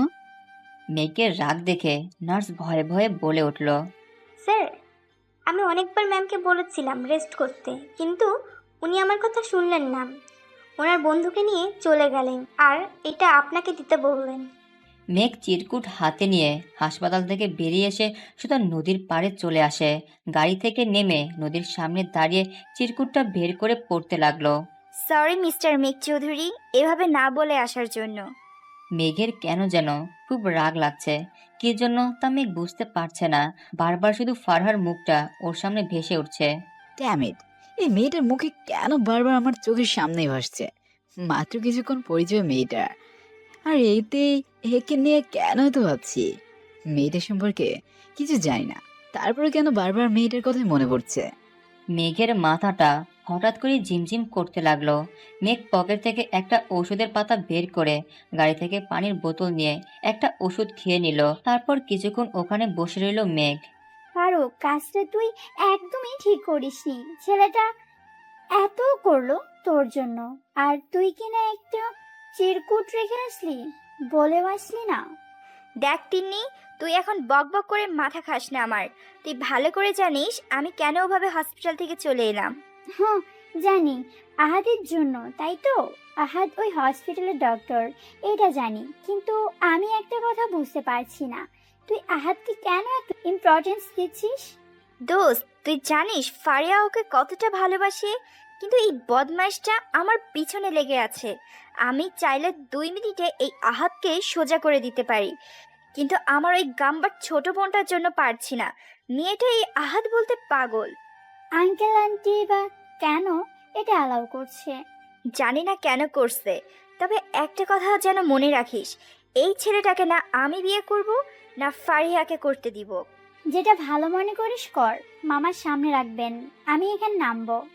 তিন্নি, আমি আজ পার্সটা বাড়িতে রেখে এসেছি, তুই রিক্সাওয়ালা মামাকে ভাড়াটা দিয়ে দে।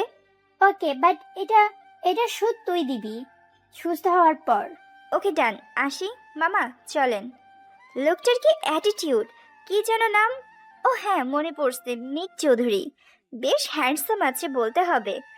আজ ব্ল্যাক হোয়াইট শার্ট পরে না পুরো হিরো হিরো লাগছিল। আর কি লম্বা বাবা, পুরো তার খাম্বা। আমিও তো কম লম্বা না, পুরো 5 ফুট 5 ইঞ্চি, দেখতেও মাশাল্লাহ। এ মা, কেন আমি এসব ভাবছি? ধুর, একটা সামান্য অ্যাক্সিডেন্টে কি আমার মাথার তারটা ছিঁড়ে গেল নাকি? ফারহার ভাবনায় পানি ঢেলে দিয়ে রিক্সাওয়ালা মামা বলতে লাগলো। আফা, আপনি ঠিক আছেন তো? ফারহা থতমত খেয়ে বলল, আমার আবার কি হবে? আপনি সামনে তাকিয়ে রিক্সা চালান।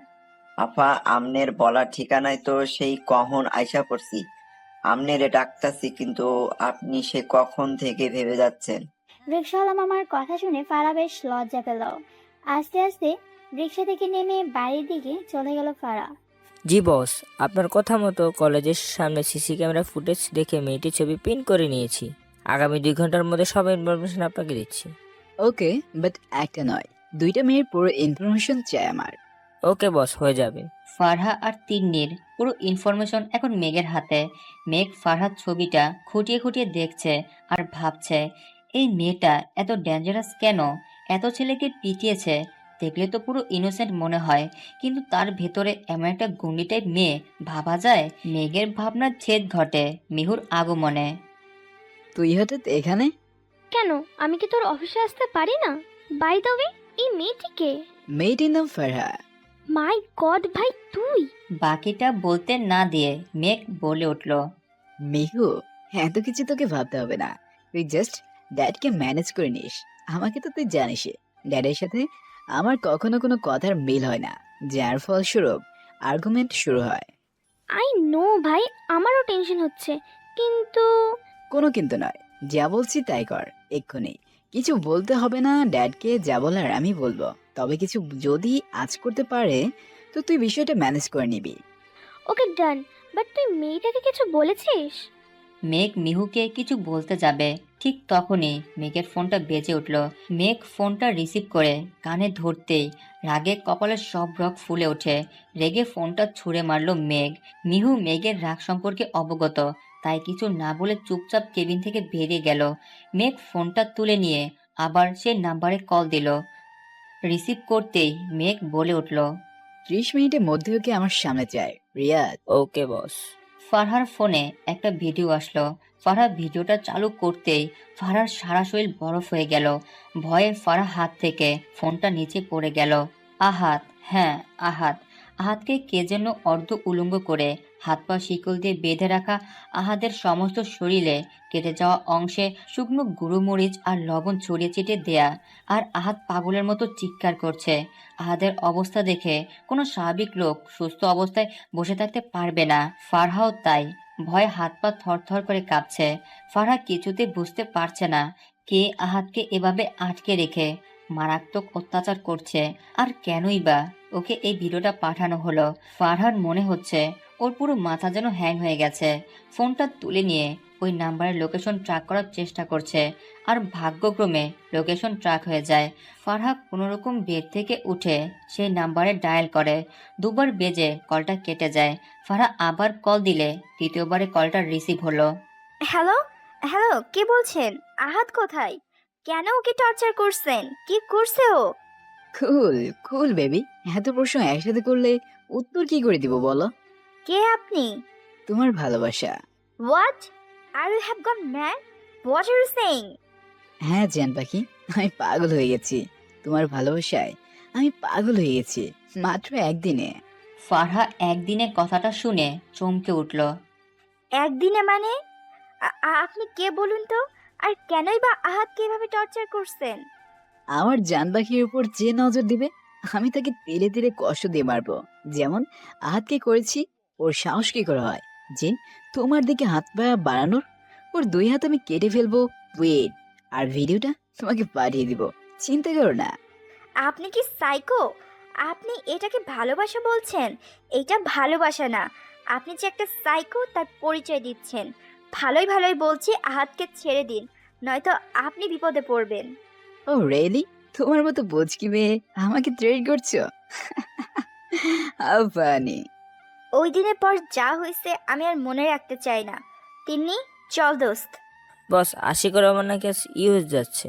আসলামের কথায় বাঁকা হেসে মেঘ বলে উঠল, এই টিকিট ক্যান্সেল করে আসলাম, কাল নয় আজই ইউএস যাব। আসলাম মেঘের কথা মতো টিকিট ক্যান্সেল করে দিয়ে 3 ঘন্টার পরের ফ্লাইটের টিকিট কাটলো। বস, ম্যামকে নিয়ে কি করবেন? ওকে বাড়িতে পৌঁছে দেওয়ার ব্যবস্থা করা, তবে কেউ যেন বুঝতে না পারে প্রিয়সীর জ্ঞান নেই। ওকে বস, আপনি যা বলবেন। মেঘ মির্রে তাকিয়ে ব্লেজার ঠিক করতে করতে বলে উঠল, I am coming Fahad Chowdhury, be ready. Megh বেরিয়ে পড়ে এয়ারপোর্টে যাওয়ার উদ্দেশ্যে। কিছু দূর যেতে মেঘের ড্রাইভার কনফার্ম করে তাদের কোনো কার পিছু নিচ্ছে। মেঘ সাইড গ্লাসে তাকিয়ে দেখে আশিকুর রহমানের কার।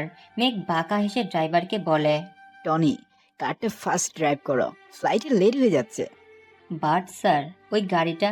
বাকিটা বলতে না দিয়ে মেঘ বলল, তোমাকে ভাবতে হবে না, ওকে ফলো করতে দাও। মেঘ আশিকুর রহমানকে টোটালি ইগনোর করে এয়ারপোর্টে পৌঁছে গেল মেঘ। এদিকে আশিকুর রহমান দূর থেকে মেঘকে এয়ারপোর্টে ঢুকতে দেখে গাড়ি ওখানে থামিয়ে দেয়। আপু, আম্মু আব্বুর সাথে কথা বলছে, তা নিয়ে আমার কোনো সমস্যা নেই, কিন্তু সমস্যা একটা জায়গায় আপু। আম্মুকে দেখে মনে হয় আম্মু যেন কিছু একটা লুকাচ্ছে আমাদের কাছ থেকে। তোর এমন কেন মনে হচ্ছে পিচ্চি, যে আম্মু কিছু একটা আমাদের থেকে লুকাচ্ছে? আপু, তুই অনেক কিছু হয়তো জানিস না, তোকে সবটা জানতে হবে, এবার নয়তো অনেক দেরি হয়ে যাবে। আদিলের কথা শুনে ফারহাদ চমকে যায়। এটা ভেবে যে ও এমন কি জানে না যেটা আদিল জানে, আর কিসের দেরি হয়ে যাবে।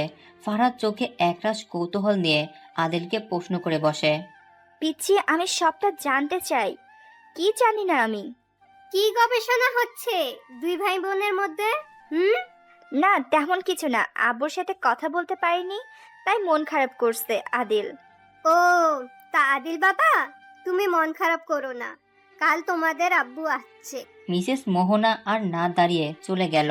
আদিল চুপ করে কি একটা যেন ভেবে ফারহাকে বলে উঠল, আপু, এখন আমি সবটা ক্লিয়ার করে তোকে বুঝিয়ে বলতে পারবো না, কিন্তু তোকে একটা কথাই বলবো, তুই চোখের সামনে যা দেখছিস সে সব কিছু তোর কাছে সত্যি মনে হলেও তা কিন্তু সত্যি না, আর তুই যেটা দেখতে পাচ্ছিস না সেটাই সত্যি। আদিলের রহস্যজনক কথাগুলো ফারহাদ যেন মাথার উপর থেকে গেল। অবাক হয়ে আদিলের দিকে তাকিয়ে এই কথার মানে জানার চেষ্টা চালিয়ে যাচ্ছে। আদিল মুখ কালো করে হুট করে রুম থেকে বেরিয়ে গেল। কি সব বলে গেল পিচ্ছি? যা দেখছি তা সত্যি না, আর যা না দেখছি তা সত্যি। এটা কি করে সম্ভব? ওর কি মাথায় সমস্যা হলো নাকি? না, এসব কথা ভাবলে চলবে না। ও ছোট মানুষ, কি বলতে কি চেয়েছে আর কি বলেছে তা হয়তো নিজেও জানে না। ফারহান নিজের মনে বকবক করতে করতে আদিলের রুম থেকে বেরিয়ে নিজের রুমে এসে ম্যাথ সলভ করতে বসে। পরে ম্যাথ করতে করতে আগুনের গুষ্টি তুষ্টি করছে ফারহা। বজ্জাত চিপকু শালা 2 দিনে কলেজে আসতে না আসতেই আমার জীবনটা তেনা তেনা করে ছাড়লো। আহা, কি মিষ্টি কথা! তোমার বেশি শরীর খারাপ করছে, ডক্টর ডাকবো? হ, শালা ফন্নি, রেস্ট করতে পাঠাইছিস, তাহলে রেস্ট করতে দিতি। এইভাবে এতগুলো ম্যাথ কেন সলভ করতে দিলি? এই বাচ্চা মেয়েটার উপরে এত অত্যাচার কেন করছিস? দেখিস, বট গাছের নেংটি দুধ তোর কপালে বউ নেই, আর বাই চান্স বউ যদি পেয়ে যাস, তাহলে ওই বউ তোর ঘাড়ের উপরে বসে রক্ত খাবে। হাহ, আমার মতো মাসুম নাদান বাচ্চা মেয়ের অভিশাপ দিল। নো ড্যাড, আমি এখন এই বিজনেসের কোনো মিটিংয়ে অ্যাটেন্ড করতে পারবো না। তুমি আমার পিএকে বলো, ও সামলে নিবে। হোয়াট? কি বলছো কি আগুন? তুমি কি পাগল হয়ে গেলে? এভাবে বিজনেস থেকে নিজেকে সরিয়ে নিলে বিজনেসের কি হাল হবে বুঝতে পারছো? ড্যাড, আমি বিজনেস থেকে নিজেকে গুটিয়ে নিচ্ছি না, আমি জাস্ট কয়েকটা দিন নিজের মতো সময় কাটাতে চাইছি। আগুন, ভুলে যেও না আমি তোমার বাবা। আমার থেকে তুমি কোনো কিছুই লুকোতে পারবে না। তুমি কেন কার জন্য নিজেকে সময় দিতে চাইছো তার খবর আমি রাখি না, তা কি করে তুমি ভাবলে তুমি? ড্যাড, তুমি সবটা জানো। ইয়েস মাই সান, তুমি কখন কি করো তার সব খবর আমি রাখি। আফটার অল তুমি আমার একমাত্র ছেলে। আমি কালই আমার বাড়ির হবু পুত্রবধূর বাড়িতে যাব বিয়ের প্রস্তাব নিয়ে, যাতে আমার ছেলেটাকে এভাবে সামান্য একটা কলেজের প্রফেসর হয়ে না থাকতে হয়। I am so happy dad, love you dad, you are the best dad in the world. Love you too my son. তাহলে কাল যাচ্ছি আমরা খানবাড়ির বউকে দেখে পাকাপাকি কথা দিয়ে আসতে, কিন্তু তার আগে ও বাড়ির নাম্বারটা নিতে হবে। একেবারে না জানিয়ে যাব, এটা বিশেষ ভালো হবে না ওদের জন্যে। ডোন্ট ওয়ারি ড্যাড, ফারহার বাড়ির সবার কন্ট্যাক্ট নাম্বার আমার কাছে আছে। জাস্ট ওয়েট, আমি এক্ষুনি নিয়ে আসছি। আরিয়ান খান দেরি না করে ফারহার বাড়িতে ফোন করে কাল যাবার কথা কনফার্ম করে নেয়। কিন্তু এই নিউজটা বেশিক্ষণ চাপা থাকলো না, মেঘের কানে চলে গেল। নিজের প্রিয়সীর বিয়ের কথা শুনে মেঘের রাগ যেন উত্তপ্ত লাভার মতো ছড়িয়ে পড়ছে। বিড়িতে পা রেখে আগুনকে তুলে আনার নির্দেশ দিল মেঘ আসলামকে। আসলাম মেঘের কথা মতো তৈরি হয়ে এয়ারপোর্ট থেকে বেরিয়ে পড়ল। এদিকে মেঘ বাড়ি ফিরে কোট প্যান্ট পরা অবস্থায় শাওয়ার অন করে নিচে দাঁড়িয়ে থাকে।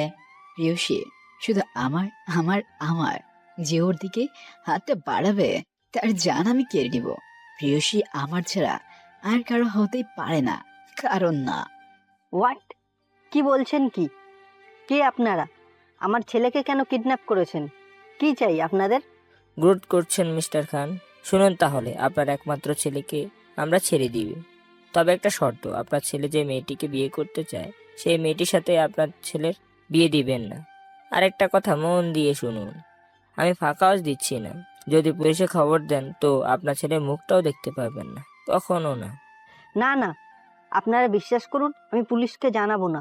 কিন্তু আগুন তো ওই মেয়েটাকে ভালোবাসে। আমি বাবা হয়ে কি করে নিজের ছেলের ভালোবাসাটাকে ছিনিয়ে নিই? মাই গড, আপনার কাছে আপনার ছেলে থেকে তার ভালোবাসা বড় হলে ওকে দেন। আপনাকে 2 আওয়ার্স টাইম দিলাম, ভেবে দেখুন কি করবেন। আর রাজি না হলে দেন, আপনি তাহলে আপনার ছেলের ডেড বডিও দেখার জন্য প্রস্তুত হন। কথাটা শেষ করেই আসলাম ফোন ডিসকানেক্ট করে দিল। এদিকে আরিয়ান খান ছেলের শোকে পাগল প্রায়। কি করবে না করবে কিছু বুঝে উঠতে পারছে না। অন্যদিকে অজ্ঞান হয়ে পড়ে আছে মেঘের ডেরায়, আগুনের চোখ মুখে কালো কাপড় দিয়ে বাঁধা। আসলাম কিছুক্ষণ পর মেঘকে কল করে সব আপডেট দিতে। মেঘ আসছি বলে কল কেটে দেয়। না আশিক, এটা কি করে হয়? তুই হয়তো ভুলে গেছিস মেঘ কি করে ফিরে আসতে পারে। ওকে তোর বাবা মায়ের সাথে মেরে ফেলেছিলাম। না না না ফাহিম, আমি ভুল বলছি না। আমি নিজের চোখে মেঘকে এই ইউএসএ দেখেছি। তুই সত্যি বলছিস আশিক? আমি যে সত্য বলছি তার প্রমাণ আছে আহাদ। সেই প্রমাণ আমার দোস্ত তোর ভাই ফাহাদও সব থেকে বড় প্রমাণ। ফাহাদের নাম তুলতে ফাহিম চমকে উঠে আমতামতা করে বলে উঠল, ফাহাদ? কি করে তোর প্রমাণ হয় আশিক? ওকে তুই কোথায় পেয়েছিস? পেয়েছি আহাদ, পেয়েছি। এখন ফাহাদকে হসপিটাল থেকে নিয়ে আসতে হবে। তুই আর আমি যাব ফাহাদকে হসপিটাল থেকে নিয়ে আসতে। আমি আশিক, আমি যদি না যাই তাহলে কি হয় না? না মানে ফাহাদ যদি আমাকে দেখে কোনো রিয়েক্ট করে বসে হসপিটালে, তাহলে তো প্রবলেম। হ্যাঁ ঠিক বলেছিস, ও তোকেও অনেক একদম সহ্য করতে পারে না। কেন তা একমাত্র আল্লাহ জানে, আর তোরা দুজন। তাহলে তুই যাচ্ছিস ফাহাদকে আনতে? হ্যাঁ যাচ্ছি। ফাহাদকে সেফলি একবার আমাদের কাছে আনতে পারলে আমাদের আর কেউ কিছু করতে পারবে না, মেঘও না। তুই এতটা কি করে শিওর হলি আশিক? ফাহিম, তুই ভুলে যাচ্ছিস আমাদের হাতে এখনো মেঘকে চেকমেট করার জন্য কোনো ঘোড়া বা মন্ত্রী প্রয়োজন নেই। ফাহিম, আমার দাবার গুটি রানী আছে। দেরি না করে বেরিয়ে পড়, আমি বাংলোতে আছি।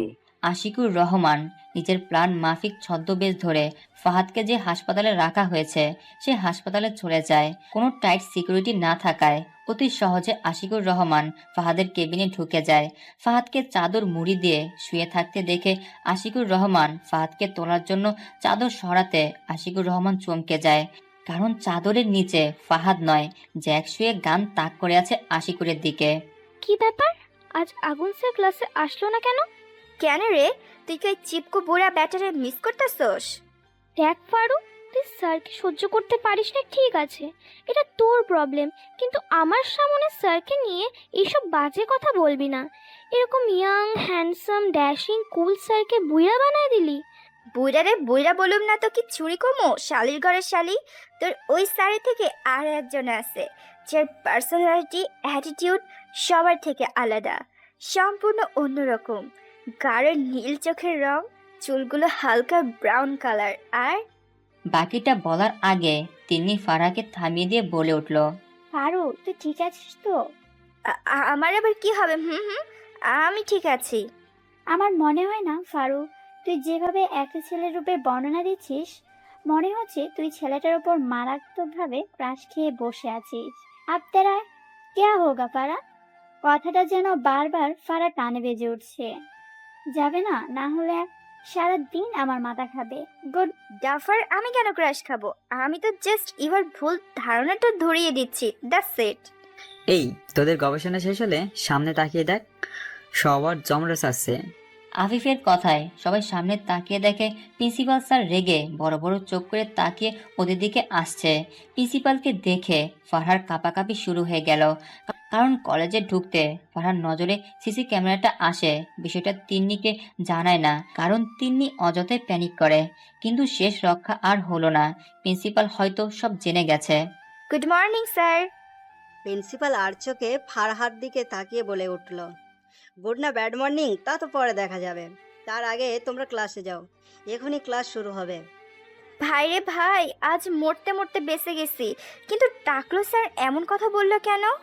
পরে না হয় ভাবা যাবে, তার আগে ওদের সবটা বলি, নয়তো বিনা মেঘে বর্জ্যপাত হবে। মেঘ আগুনের সামনে দাঁড়িয়ে আছে, আগুনের মাথায় গভীর আঘাত লাগায়। আগুনের জ্ঞান ফেরেনি। মেঘ কিছুক্ষণ আগুনের দিকে তাকিয়ে থেকে আসলামকে নির্দেশ দেয় আগুনকে হাসপাতালে ভর্তি করে দিয়ে আসতে।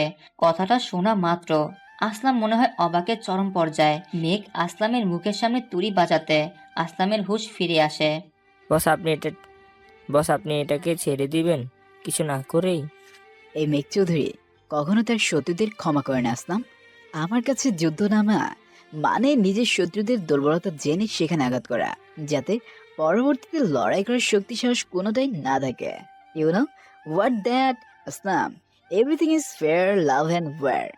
মেঘের নির্দেশনা মতো আসলাম আগুনকে হাসপাতালে ট্রিটমেন্ট দিয়ে আবার নিয়ে আসে, তবে পুরো সময়টাই আগুনকে অজ্ঞান করে রাখা হয়েছে। এদিকে আরিয়ান খান ছেলের শোকে পাগল প্রায়। তখনই আরিয়ান খানের ফোন বেজে উঠল। হ্যালো হ্যালো, কে বলছেন? মেঘ চৌধুরী ওরফে কিং। নামটা বলে মেঘ থেমে গেল, কারণটা না হয় পরে জানতে পারবেন। কিং নামটা শুনে আরিয়ান খান বুকে হাত দিয়ে বসে পড়ে। কি কি কি কি বস, আপনি আমাকে কল করেছেন? কলটা আমার লোকেরা করতো, কিন্তু আমি কলটা করলাম। তো মিস্টার খান, কিং এর সাথে কথা বলতে পেরে কেমন লাগছে আপনার? নিশ্চয়ই এখন বুকের হাত দিয়ে বসে আছেন, বুকের ভিতর চিনচিন ব্যথা অনুভব হচ্ছে। বস, আমি কি কোনো অপরাধ করেছি? খান, আমার জিনিসে যদি কেউ হাতটা বাড়ায় তাকে আমি কি করি তা সেটা খুব ভালো করেই জানিস। বস, আমি আপনার জিনিসে হাত দিয়েছি? প্রশ্নটা করে যেন আরিয়ান খান বোকা বনে গেল। এখন বুঝতে পারছে কিং এর জিনিসে হাত দেওয়ার কথার মানেটা। খান, আমি কখনো কাউকে দ্বিতীয়বার সুযোগ দেই না, তবে তোকে দিলাম, কারণ একটাই, তুই আমার লোক। আপনার জিনিসে আমার ছেলে হাত দিবে না, আমি আপনাকে কথা দিচ্ছি। খান, তোর বাড়ির বাইরে দাঁড়িয়ে থাকা গাড়িতে তোর ছেলে আছে। আসলাম প্রিয়সীকে আগামী 15 মিনিটের মধ্যে আমার চোখের সামনে দেখতে চায়। কথাটা বলে মেঘ চোখ বন্ধ করে এরিকের মাথার উপর রাখা ফুলের ভাঁজটায় গান তাক করে শুট করে দেয়। ভয়ে এরিক ওখানে শুয়ে পড়ে। তা দেখে আসলাম হাহা করে হাসতে থাকে। আসলামকে এভাবে হাসতে দেখে মেঘ চোখ গরম করে তাকাতে আসলাম হাসি বন্ধ করে ভোদুর লাগায় ফারহাকে আনতে। হোয়াট দ্য হেল ফারু, তুই জানিস তোর এই কাণ্ডের জন্য আমাদের পুরো গ্যাংটা প্রিন্সিপাল স্যারের নজরে পড়ে গেল। চুপ, ওই শালা টাকলুর নজরে পড়লে তোর বাপের কি? তুই এত হাইপার হচ্ছিস কেন? দেখ, বাপে যাবি না, তাহলে কিন্তু আমি তোর মায়ে যাবো। তুই কিন্তু বাকিটা বলতে না দিয়ে আলিফ চেঁচিয়ে উঠে বলল, চুপ, একদম চুপ। তোরা দাঁড়িয়ে দাঁড়িয়ে ঝগড়া না করে একটা সলিউশন দিবি তা না, আর একটা কথা বললে দুইটার মাথায় আমি কাঁঠাল ভাঙবো।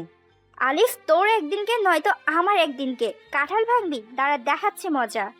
আফিফ ফারহার হাত থেকে বাঁচার জন্য দৌড়ে কলেজ থেকে বের হয়ে যায়।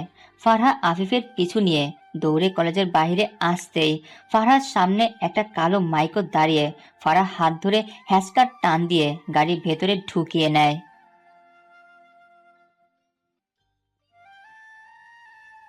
ডক্টর, আমার ছেলেকে কেমন দেখলেন? ও ঠিক হয়ে যাবে তো? ইয়েস মিস্টার খান, দেখুন আগুনের মাথায় চোটটা আগে ভালো করে ট্রিটমেন্ট দেওয়া হয়েছে, মেবি তাই তো কোনো প্রবলেম হয়নি। আর পরে রইলো আগুনের জ্ঞান ফেরা। মিস্টার খান, আগুনকে কড়া ডোজের ঘুমের ইনজেকশন দেওয়া হয়েছে, তাই আগুন বেহুশের মতো ঘুমোচ্ছে। তাহলে বলছেন কোনো বিপদের আশঙ্কা নেই, তাই তো? ইয়েস মিস্টার খান, তো এখন আমি আসছি। আর আগুন কিছুদিন রেস্ট করলে পুরোপুরি সুস্থ হয়ে যাবে। Thank you doctor. ডাক্তার চলে যেতে আরিয়ান খান আগুনের পাশে বসে আগুনের কপালে চুমু দিয়ে বলে, মাইসান, তোমার কোনো বিপদ আমি হতে দিব না। আমার জীবন দিয়ে দরকার হলে তোমাকে রক্ষা করব। তোমার জীবনের থেকে বড় কিছু আমার কাছে হতে পারে না, তাই তোমাকে আমি আর এদেশে রাখবো না। তোমাকে প্যারিসে পাঠিয়ে দেব বিজনেসের দোহাই দিয়ে। তুমি জানো না মাইসান, তুমি কার কলিজায় হাত দিতে গিয়েছিলে। আজ আমি যদি না হতাম তাহলে হয়তো তোমাকে আর কোনোদিন ফিরে পেতাম না। আরিয়ান খান এক প্রকার ইমোশনালি কথাগুলো বলে গেল। এদিকে আগুনের কোনো হুঁশ না থাকায় আরিয়ান খানের কোনো কথাই ওর কান পর্যন্ত পৌঁছালো না। আরিয়ান খান আগুনের গায়ে চাদর দিয়ে ঢেকে দিয়ে রুম থেকে বেরিয়ে গেল। তো মিস্টার আশিকুল, কেমন লাগলো ঝটকাটা? ও আপনি জানেন না তাই না? আর জানেন না বলে ছদ্মবেশ ধরে কেমনে ঢুকলেন? জ্যাক কথাটা বলতে বলতে আশিকুরের ছদ্মবেশ খুলতে লাগলো। এদিকে আশিকুর ভেবে পাচ্ছে না এত নিখুঁত পরিকল্পনা কি করে জ্যাক জানতে পারলো। এই পরিকল্পনা তো তাদের জানার কথা না, তাহলে কে বলল? আশিকুরের পুরো মাথা হ্যাং হয়ে আসছে। আর আসবে নাই বা কেন? জ্যাক নেশার পাউডার ফু দিয়ে আশিকুরের মুখে ছড়িয়ে দিল। আশিকুর না চাইতেও নেশায় ভূত হয়ে গেল। জ্যাক আশিকুরকে গাড়িতে তুলে মেঘকে মেসেজ করে সবটা জানিয়ে দেয় জ্যাক। মেঘ মেসেজ পড়ে রিপ্লাই পাঠিয়ে দিতে জ্যাকের মুখে এক পৈশাচিক হাসি ফুটে উঠল। আশিকুর নিজের আস্থানায় নিয়ে আসে জ্যাক। জ্যাক ওর লোকদের কিছু একটা ইশারা করে কয়েকজন লোক বড় একটা কাঠের ক্রুশ নিয়ে আসে। তারপর জ্যাকের নির্দেশে আশিকুরকে ওই ক্রুশের উপর শুয়ে দিয়ে হাত পায়ে দড়ি দিয়ে বেঁধে দেয়। এই আপনারা কারা? হ্যাঁ, আমাকে এইভাবে কোথায় তুলে নিয়ে যাচ্ছেন?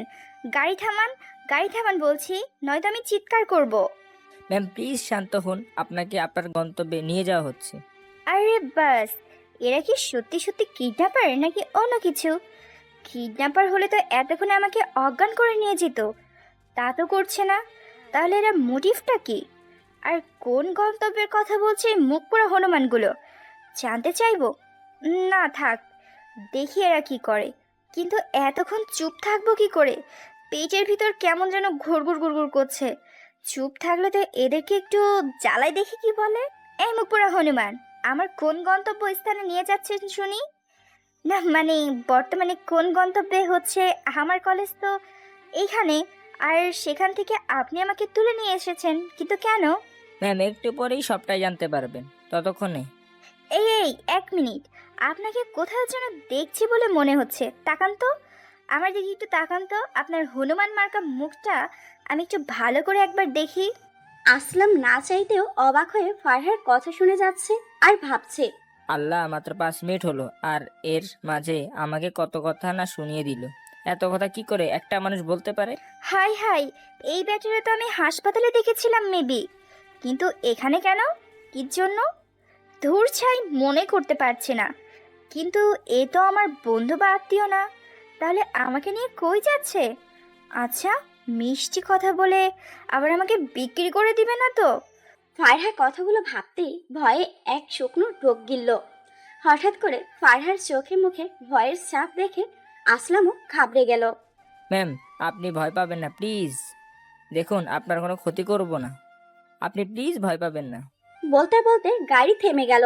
ফারহার পিছনে বসা লোকটা হুট করে ফারহার চোখ কালো কাপড় দিয়ে বেঁধে ফেলে। চিৎকার করতে যাবে তার আগে ফারহার মনে হলো ও শূন্যে ভাসছে। ব্যাপারটা এমন, কেউ একজন ফারহাকে কোলে নিয়ে আছে।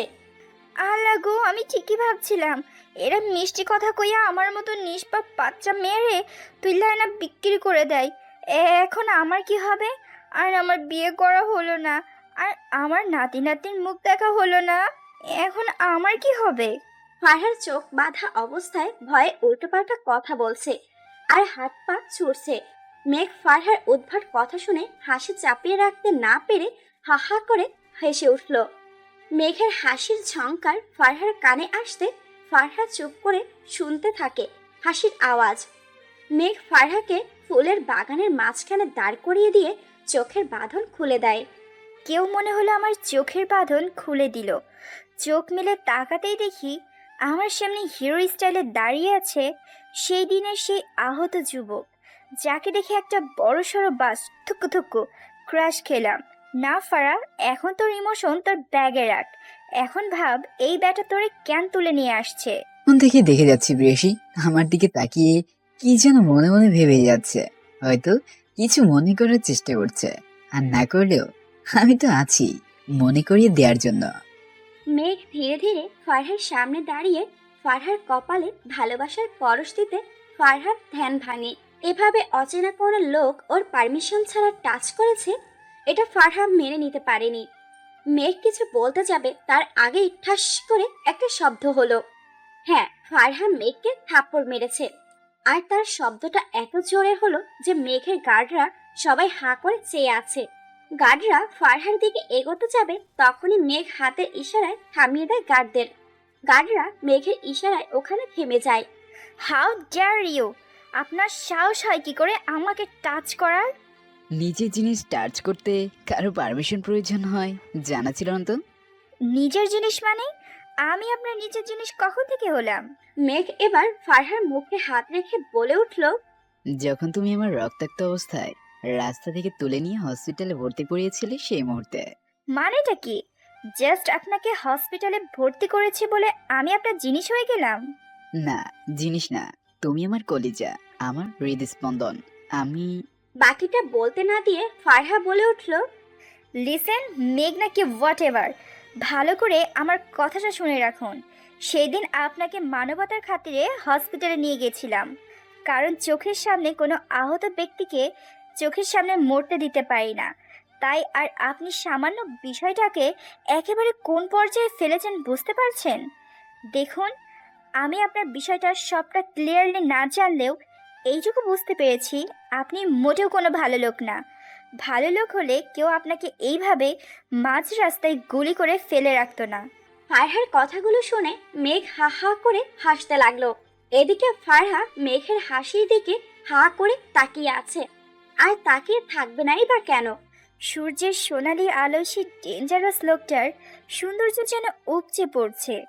ছোট ছোট চোখ, সাথে গাঢ় নীল চোখের মণি, ঘন বড় বড় চোখের পাপড়ি, হালকা ব্রাউন কালারের সিল্কি চুলগুলো, খাড়া নাক, চিকন লাল টুকটুকে ঠোঁট, পাতলা চাপদাড়ি, আর ঠোঁটের নিচে ডান দিকে কালো খুচখুচে ছোট্ট একটা তিল, যা যেন হাজার সৌন্দর্য বাড়িয়ে দিয়েছে লোকটার। যে কোনো মেয়েই এই লোকটার প্রেমে পড়তে বাধ্য। বডির কথা তো আগেই একবার বলেছি, মাশাআল্লাহ, পুরো বলিউড হিরো। হাই হাই, আমি এই লোকটার রূপের বর্ণনা দিচ্ছি কেন? পাঠকেরা তো আমাকে লুচু মেয়ে ভাববে। আমি কিন্তু মোটেই লুচু না। মেঘ হাসি থামিয়ে পাশে থেকে একটা লাল গোলাপের তোড়া নিয়ে ফারহার সামনে হাঁটু গেড়ে বসে পড়ে। মেঘ বলে উঠল, প্রিয়সী, আমার মনের সাথে মিটিয়ে ভালোবাসতে চাই তোমায়, খুব কাছ থেকে তোমায় দেখব বলে। কত পূর্ণিমা অমাবস্যা পার করে দিয়ে নির্ঘুম কাটিয়েছি, কত অস্থির দিন রাত। কতদিন আমি মনে মনে ভেবেছি তোমায় কত কথা বলবো অবিরাম। কতটা দিন আমার ভাবনায় আমার স্বপ্নগুলি ছুঁয়ে দিয়েছে তোমায়। তোমার দিকে অপলকভাবে তাকিয়ে থেকেছি আমি, দেখেছি তোমার দুই চোখ জুড়ে কোনো এক স্বপ্নে গাঢ় ছায়া। আমি সেই স্বপ্নময় চোখের দিকে বিভোর হয়ে তাকিয়ে থেকেছি কত। ভালোবাসতে চাই আমি তোমায়, আমার সবটা জুড়ে ভালোবাসতে চাই, ছুঁয়ে দিতে চাই তোমায় আমার ভালোবাসার স্পর্শে। হবে কি আমার হৃদস্পন্দন, যেখানে তোমার অজান্তে তোমার বসবাস। ওয়েট ওয়েট ওয়েট, আপনি কি আমাকে প্রপোজ করছেন নাকি ভালোবাসার রচনা শোনাচ্ছেন? I am confused. এই মেয়েটা কি আমার মনের ফিলিংসটা বুঝতেই পারছে না, নাকি বুঝতে পারছে বাট বুঝতে চাইছে না? দিলে তো মোটের 13টা বাজিয়ে। মেঘ রাগের ভঙ্গিতে উঠে দাঁড়িয়ে ফারহার কোমর ধরে একটানে নিজের সাথে মিশিয়ে নেয়। ফারহা মেঘের এমন আচরণ দেখে হা হয়ে যায়। তখনই মেঘ টুপ করে ফারহার গালে চুমু দিল। ফারা যেন ওখানে ফিক্সড হয়ে দাঁড়িয়ে রইল। নড়াচড়া করার কোনো শক্তি যেন অবশিষ্ট নেই ফারার মাঝে। প্রিয়সী, শুধুমাত্র একটা কিস্তিতে এই অবস্থা, বাসুরাতে তাহলে কি করবে? এই লোকটা কি পাগল নাকি নাকি অন্য কিছু? কি বলছে এসব? প্রেয়সী, ভালোবাসা, বাসর, ছি! লোকটার মুখে দেখি কিছুই আটকায় না, আর আমি এই লোকটার উপর ক্রাশ খেয়ে বসে আছি। ভাবা যায় এগুলো? না না না না, এই লোকটা থেকে আমাকে দূরে দূরে থাকতে হবে, নয়তো যখন তখন আমাকে আর বাচ্চার মা বানিয়ে দিতে পারে।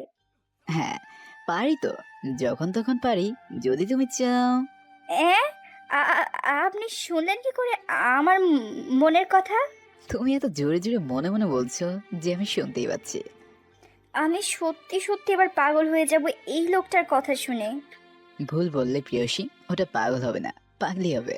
কথাটা বলে এক ভুবন কাপা হাসি দিয়ে উঠল ফারা।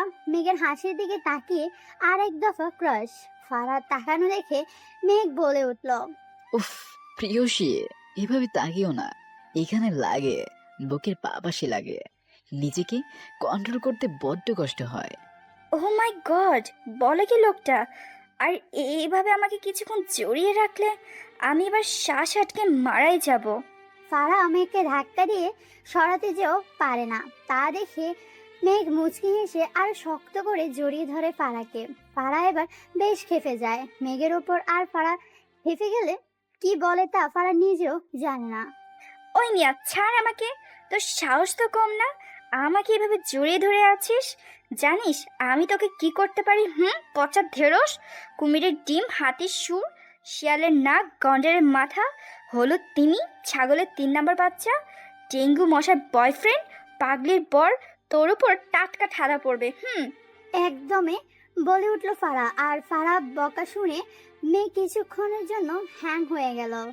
কি ছিল এসব? কি বললে প্রিয়সী তুমি? মেঘ এবার হাসিতে ফেটে পড়লো।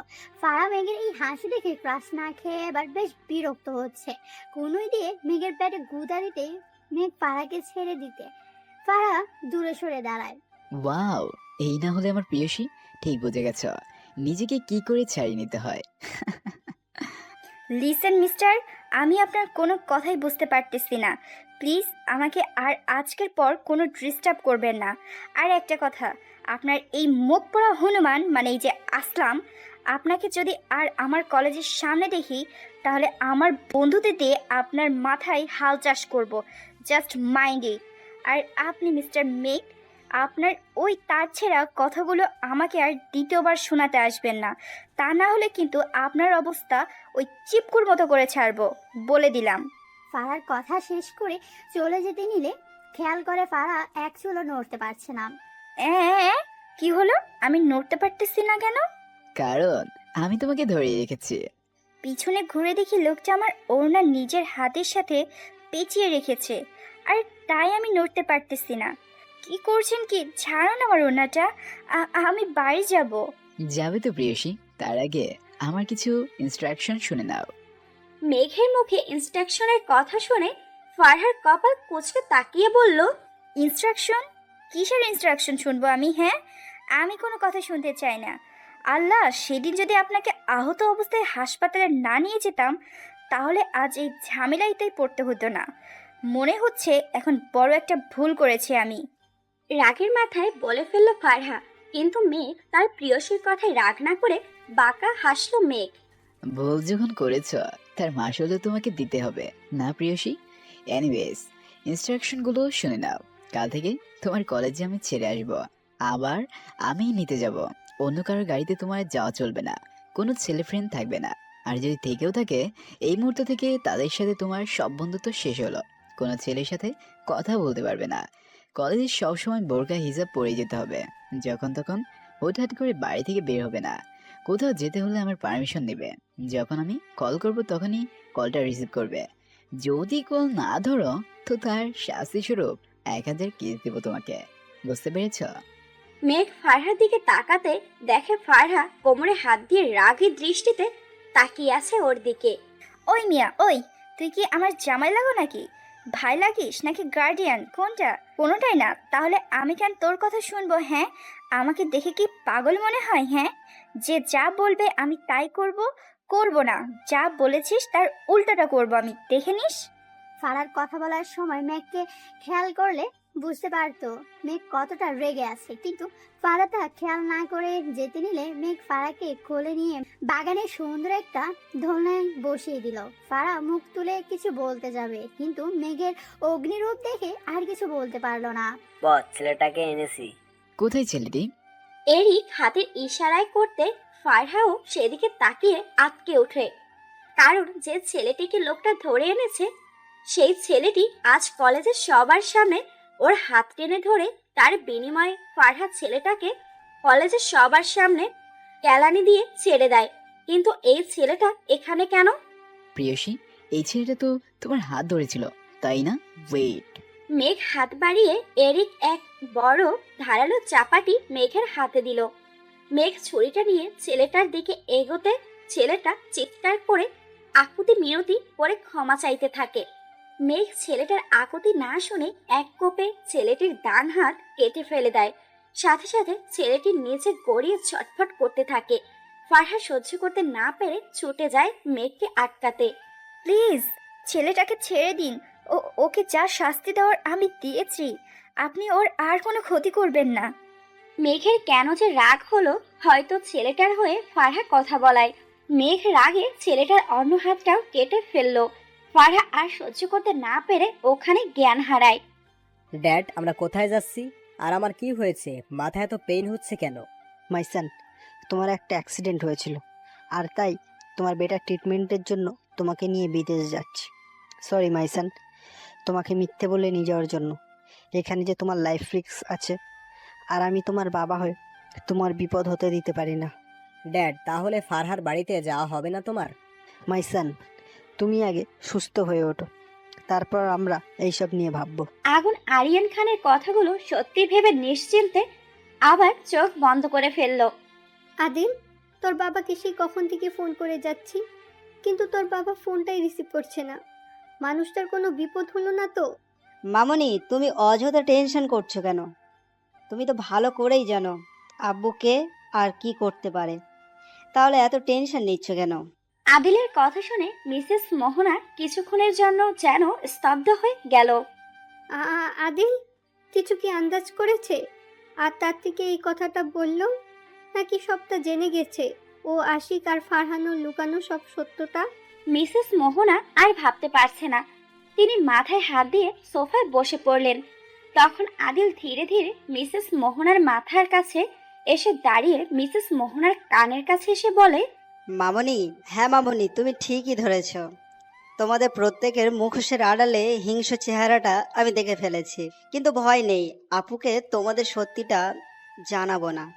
বেচারি হয়তো সহ্য করতে পারবে না এটা ভেবে। যাদের ও মা বাবা ভেবে আসছে এত বছর ধরে, তারা আদৌ ওর কেউ আপনজন না, ইভেন আমিও না। আদিল আর এক মুহূর্ত না দাঁড়িয়ে দ্রুত নিজের রুমে চলে গিয়ে দরজা বন্ধ করে দিল। এদিকে মোহনা ভয়ে ফোন হাতে নিয়ে লাগাতার আশিকুরকে কল করে যাচ্ছে, কিন্তু আগে রিং হলেও এখন বন্ধ বলছে। এটা শুনে মোহনার ভয় চিন্তা যেন আরো পেয়ে বসলো। চোখ বন্ধ থাকায় ফারা অনুভব করছে কেউ একজন ওর দিকে গভীরভাবে চেয়ে আছে। তার প্রতিটা শ্বাস ওর মুখে উপচে পড়ছে। ফারা ধীরে ধীরে চোখ মেলে চেয়ে দেখে মেঘ ওর দিকে তাকিয়ে আছে। ফারা মেঘকে দেখার পরই ছেলেটাকে মারার দৃশ্য ফারার চোখের সামনে ভেসে উঠতে থরথর করে কাঁপতে লাগলো। ফারাকে কাঁপতে দেখে ওকে ধরতে এলে ফারা চোখ বন্ধ করে চিৎকার করে উঠলো, হুশ, কি হয়েছে প্রিয়সী? এইভাবে চিৎকার করছো কেন? আমাকে মারবে না প্লিজ, তাহলে আমার ফিউচার গুলুমুলু সোনারা এতিম হয়ে যাবে। মাই গড, ফিউচার গোলুমোলু সোনারা এতিম হয়ে যাবে মানে কি? এই গোলুমোলু কারা? মেঘ ফারার কথা বুঝতে না পেরে ফারাকে তুলে নিজের সাথে চেপে ধরে। সাথে সাথে ফারার কান্না বন্ধ হয়ে যায়। তো প্রিয়সী, কি যেন বলছিলে? গোলুমোলু এতিম ঠিক করে বুঝিয়ে বলো তো। ফারা মেঘের কথা শুনে আবার ভ্যাঁ ভ্যাঁ করে কান্না জুড়ে দিল। তা দেখে মেঘ অবাক, কারণ ও ফারাকে এমন কিছু জিজ্ঞেস করেনি যেটা বলতে ও ভয় পাবে।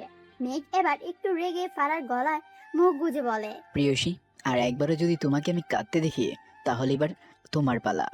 প্রথমত মেঘ যেভাবে ফারাকে আঁকড়ে ধরে গলার মুখ গুজে আছে তাতে ফারা ফিস্ট, তার উপর মেঘের ট্রেডমার্কা কথা।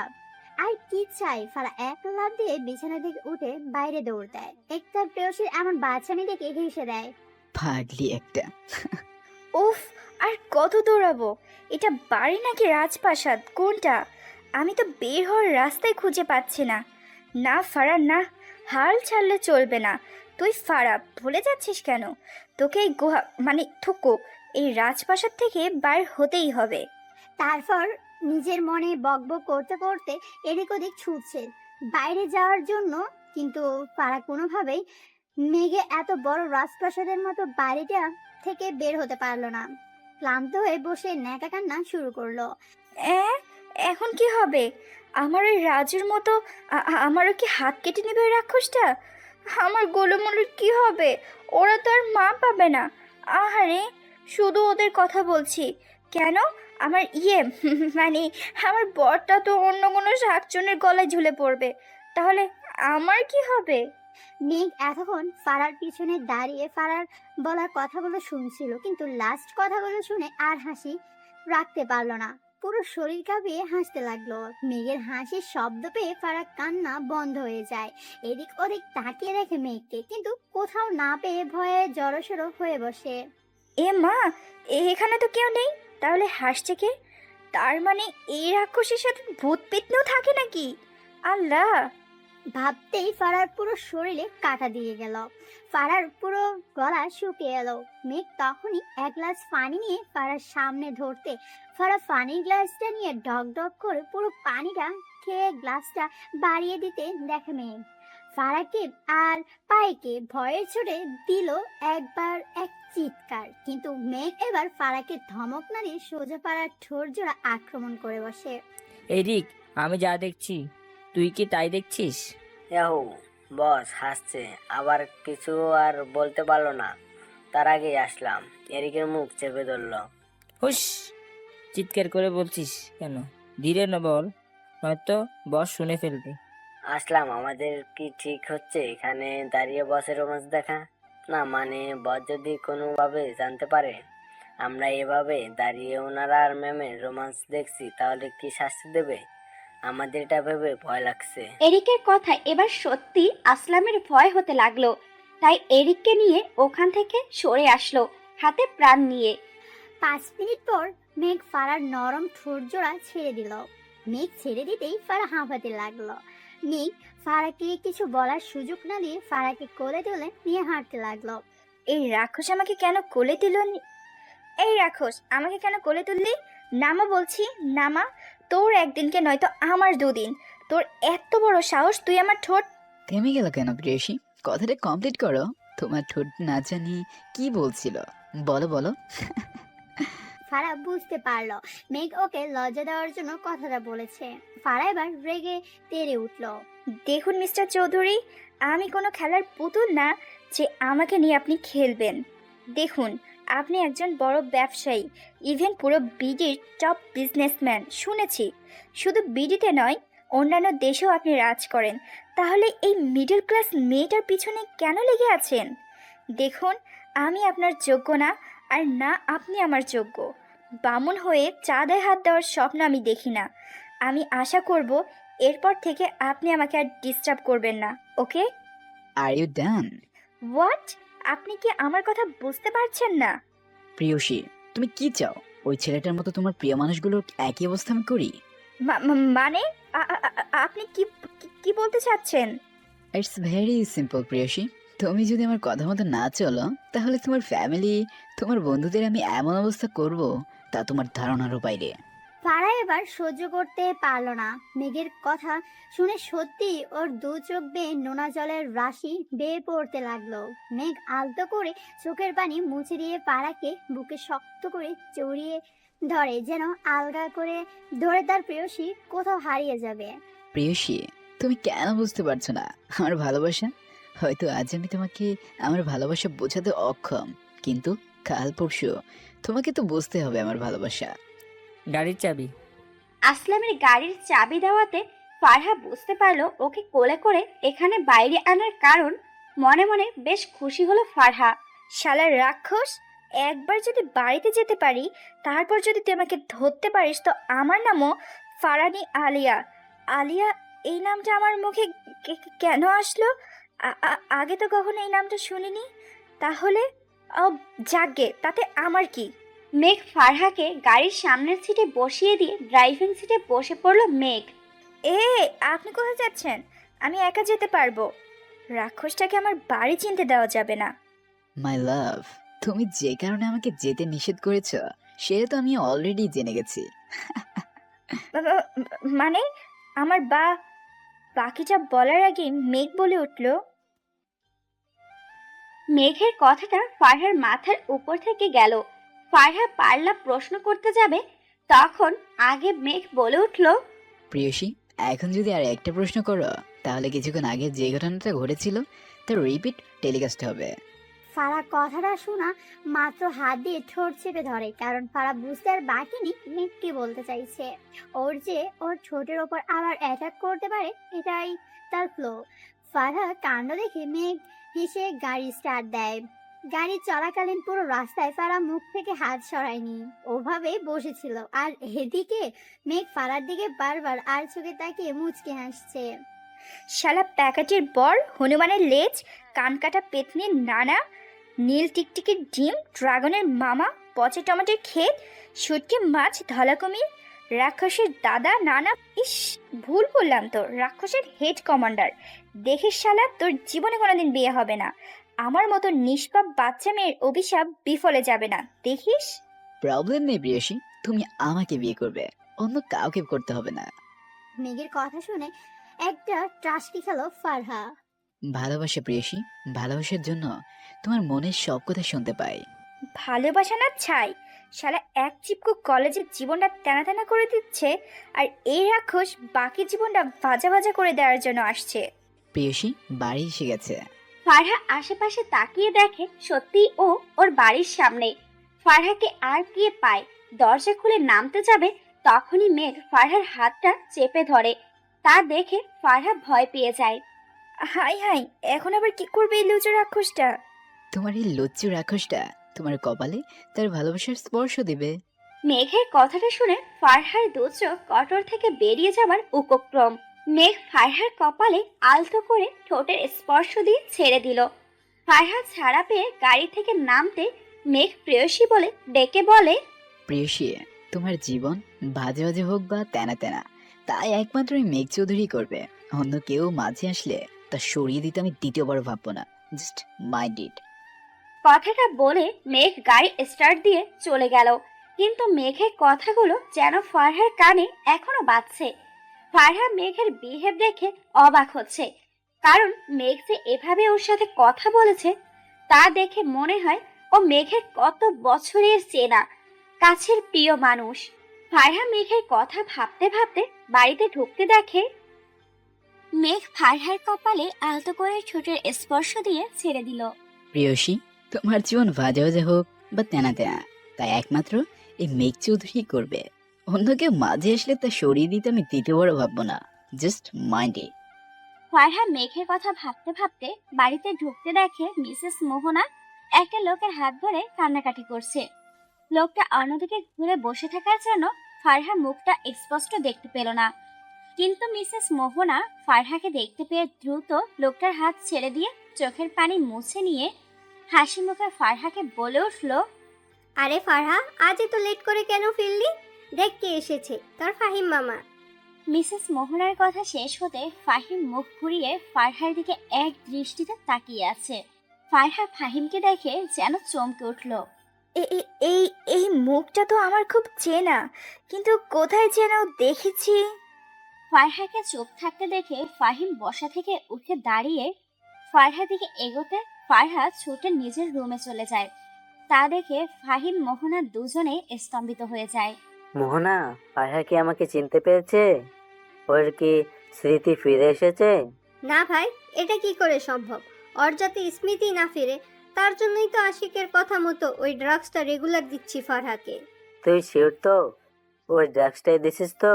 মোহনা আর ফাহিমের কথার মাঝে আদিল এসে দাঁড়ায়। আদিলকে দেখে ফাহিম মোহনা চুপ হয়ে যায়। আদিল, এটা কোন ধরনের অভদ্রতা? হ্যাঁ, উনি তোর মামা হন, সম্মানের সাথে কথা বলো। সম্মান? কাকে সম্মান করব মামনি? ওনাকে নাকি তোমাকে?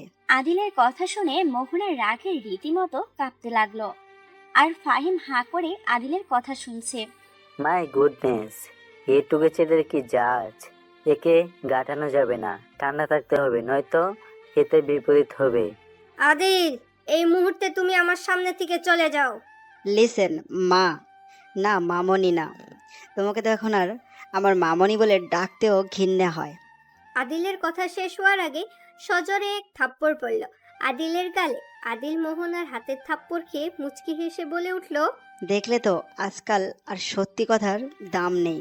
আমি সত্যিটা বললাম, তার বিনিময়ে তুমি থাপ্পড় দিলে। আদিল এক ঝলক ফাহিমের মুখের দিকে তাকিয়ে নিজের রুমের দিকে চলে গেল। কে এই লোকটা? উনি কি সত্যি আমার মামা? ধ্যাত, আমি কি উদ্ভট কথা চিন্তা করছি। মামনি তো বললো উনি আমাদের ফাইম মামা। তাহলে এত বছর কোথায় ছিল উনি? ফারহা ফাহিমের কথা ভাবতে ভাবতে ওয়াশরুমে গিয়ে একটা লম্বা হট শাওয়ার নিয়ে বের হলো। এলোমেলো ভেজা চুল, পরনে লাল রঙের টাওয়াল। এইটুকু মেঘ ল্যাপটপে দেখে চোখ সরিয়ে নেয়। মেঘ, কন্ট্রোল ইউরসেলফ। প্রিয়সী তো তোর নিজের, কিন্তু এভাবে লুকিয়ে দেখা ঠিক না। ওকে ওর প্রাইভেসি দেওয়াটা প্রয়োজন। কারোর আসার শব্দ পেয়ে মেঘ ল্যাপটপটা অফ করে দিল। বস, কামিং। বস, একটা ইম্পর্টেন্ট নিউজ আছে। আসলামের কথাটা শোনা মাত্র মেঘ আসলামের দিকে ভ্রু কুঁচকে তাকিয়ে বলল, এত বছর ধরে তোর এক কথাই শুনে আসলাম। আসলাম মেঘের এমন খাপছাড়া কথা শুনে মাথা চুলকাতে চুলকাতে বলে উঠল, বস, অর্থমন্ত্রী আপনার দেয়া প্রপোজালে রাজি হচ্ছে না। ওনার নাকি দ্বিগুণ টাকা চাই। দ্বিগুণ টাকা চাই ওর? হ্যাঁ, ভেবেছিলাম ক্ষমতা প্রয়োগ না করে কাজটা করব, কিন্তু দেশের এরকম মন্ত্রী থাকলে কি আর ক্ষমতা প্রয়োগ না করে থাকা যায়? এরিক, মন্ত্রীর বউ ছেলে মেয়েকে তুলে নিয়ে আয়। ওকে বস। বস, আরও একটা নিউজ আছে। আশিকুর রহমান এখন আমাদের হাতের মুঠোয়, জ্যাকের আন্ডারে এখন। ফাহাদ চৌধুরী আর আশিকুর রহমানকে খাদের যত্নে যেন কোনো ত্রুটি না হয়। এরিক, কথাটা জ্যাককে জানিয়ে দিস। আসলাম এসে মেঘের পাশে দাঁড়ায়। মেঘ বুঝতে পারে আসলাম ওকে কিছু বলতে চায়। আসলাম, যা বলতে চাইছিস ঝটপট বলে ফেলে বিদায় হ। বস, আপনাকে আরো কত বছর এভাবে কষ্ট পেতে দেখব? আপনি দয়া করে ম্যামের আগের স্মৃতি ফিরিয়ে আনার ব্যবস্থা করুন। তোর কি মনে হয় আসলাম আমি হাত গুটিয়ে বসে আছি? না, আজ যখন প্রিয়সী ভয়ে জ্ঞান হারায় তখন ডক্টর কি বলেছিল মনে আছে? বস, ম্যাম তো রক্ত দেখে জ্ঞান হারিয়ে ফেললো। এখন কি হবে? ডক্টর নাহারকে এখানে উইথ মেডিকেল টিম নিয়ে 15 মিনিটের মধ্যে এখানে দেখতে চাই আসলাম। ওকে বস। 15 মিনিটের মধ্যে ডক্টর নাহার সাথে মেডিকেল টিম নিজে হাজির মেঘের সামনে। ডক্টর, আমার ওয়াইফের স্মৃতিশক্তি কি করে ফেরানো যায়? মিস্টার চৌধুরী, ম্যামের কিছু ব্রেনের স্ক্যান্স করাতে হবে। তাহলে বোঝা যাবে ওনার মেন্টাল স্টেটমেন্ট তার উপর ডিপেন্ড করছে ওনার আদৌ আগের স্মৃতি ফিরে আসবে কিনা। মেঘের অনুমতি নিয়ে ফারহাকে হসপিটালে নিয়ে যাওয়া হয়। সাথে সাথে মাথার স্ক্যান করা হয়। স্যার, ম্যামের সব রকমের টেস্ট করা হয়ে গেছে। রিপোর্ট আসতে 2 দিন সময় লাগবে। No problem doctor. তাহলে কি আমার প্রিয়সীকে নিয়ে যেতে পারি? হ্যাঁ, নিতে পারেন, তবে একটু খেয়াল রাখবেন। ম্যামের শরীর অত্যন্ত দুর্বল। ঠিক মতো খাওয়া দাওয়া করে না। ওকে ডাক্তার, আমি খেয়াল রাখবো। মিস্টার চৌধুরী, আর একটা কথা, এই ধরনের পেশেন্টকে বেশি মানসিক চাপ দিবেন না। তাতে হিতে বিপরীত হতে পারে এবং কি ওনার মৃত্যু পর্যন্ত হতে পারে। So be careful. এক নিজের রাগ দমন করে ফারহাকে নিয়ে ওর বাড়িতে চলে এলো। তারপর তো আপনারা জানেন। Yes boss. তাহলে আপনি এখন কি করতে চান? সেটা সময় হলে জানতে পারবি। কথা বলার সময় মেঘের মুখে এক অদ্ভুত হাসি ফুটে উঠল। আসলাম সেই হাসির মানে না বুঝে মাথা নেড়ে হ্যাঁ বলে। ফারহা চেঞ্জ করে টেডি বিয়ার জড়িয়ে ধরে বিছানার এক কোণে জড়সড় হয়ে বসে আছে। জয়ের হাত কাটার দৃশ্য এখনো ফারহার দু চোখে ভেসে উঠছে। কিছুতেই ফারহা তা ভুলতে পারছে না। কি করে পারলো ছেলেটার হাত এভাবে কেটে ফেলতে? আমি তো ছেলেটাকে শায়েস্তা করেছি, তাহলে উনি এভাবে কেন ছেলেটাকে শাস্তি দিল? শেষ করে দিল ছেলেটাকে, ওর ভবিষ্যৎকে। কেন করলো এমনটা? নিজের মনে মনে হাজারো প্রশ্নের উত্তর হাতড়ে যাচ্ছে ফারহা। কিন্তু কোনোভাবে কোনো প্রশ্নের উত্তর ফারহা পেল না, বরং পুরো জট পাকিয়ে জগা খিচুড়ি হয়ে গেছে। উফ, আর ভাবতে পারছি না এইসব। সব কেন যেন এলোমেলো হয়ে যাচ্ছে। মামুনিকে কি বলবো? আর না থাক, আব্বু এখনো ফেরেনি, তাতে মামুনি আপসেট। এখন আমার এই কথাগুলো বলে আর টেনশনে ফেলতে চায় না। এই মেঘনা বৃষ্টি, এর সাথে আমাকে ডিল করতে হবে। ইনস্ট্রাকশন, তাই না? চান্দু, কাল দেখাবো তোমায় এই ফারা কি জিনিস। ফারহার ঠোঁটের কোণে এক পৈশাচিক হাসি। মেঘ এতক্ষণ ফারহার বিড়বিড় করছে সেগুলো দেখছিল, কিন্তু ফারহার মুখের হাসিটা দেখে মেঘ কিছুটা আন্দাজ করতে পারলো ফারহা কাল কিছু একটা না একটা ঘটাবে। প্রিয়সী, তুমি মেঘ চৌধুরী যান, তোমার দিকে যে চোখ তুলে তাকাবে তার চোখ আমি তুলে নিব, যে হাত বাড়াবে তার হাত আমি কেটে নিব, আর যে তোমাকে আমার থেকে দূরে সরাতে চাইবে তার জান আমি কবজ করব। দেখা যাক কাল তুমি কি করো। মেঘ ওয়াইন খেতে খেতে ল্যাপটপে ফারহার প্রতিবিম্বতে চুমু খেলো মেঘ। মোহনা, এই মেডিসিনটা নে, ফারহার খাবারের সাথে বা পানির সাথে মিশিয়ে দিস। এই কিসের মেডিসিন ভাই? ফারহা যদি কোনোভাবে স্থিতি ফিরে আসে, তাহলে এই মেডিসিনের গুণে ফারহা সবটা ভুলে যাবে। ভাই, ফারহার কোনো ক্ষতি হবে না তো এই মেডিসিন দিলে? বাহ, ফারহার জন্য তো এত চিন্তা।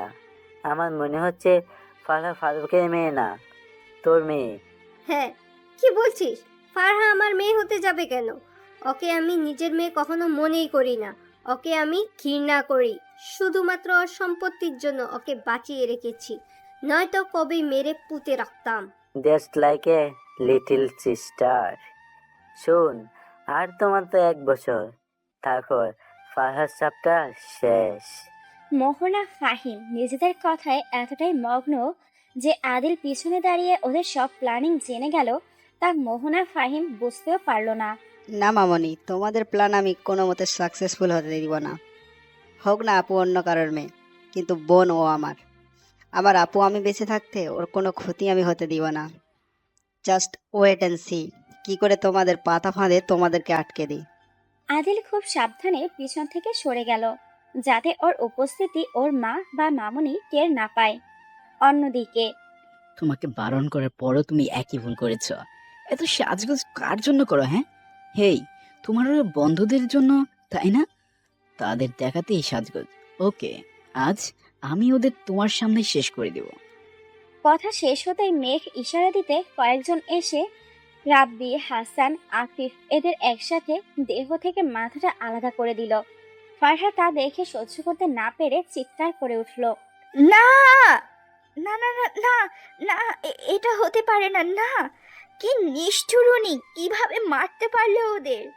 কথাগুলো ভাবতে ভাবতে ফারহার চারিদিকে খেয়াল করে দেখে যে ওর নিজের রুমের বিছানায় শুয়ে আছে। ফারহা মামুনি, আজ আমি তোমার জন্য বিরিয়ানি রেঁধেছি, টেস্ট করে দেখো তো কেমন হয়েছে।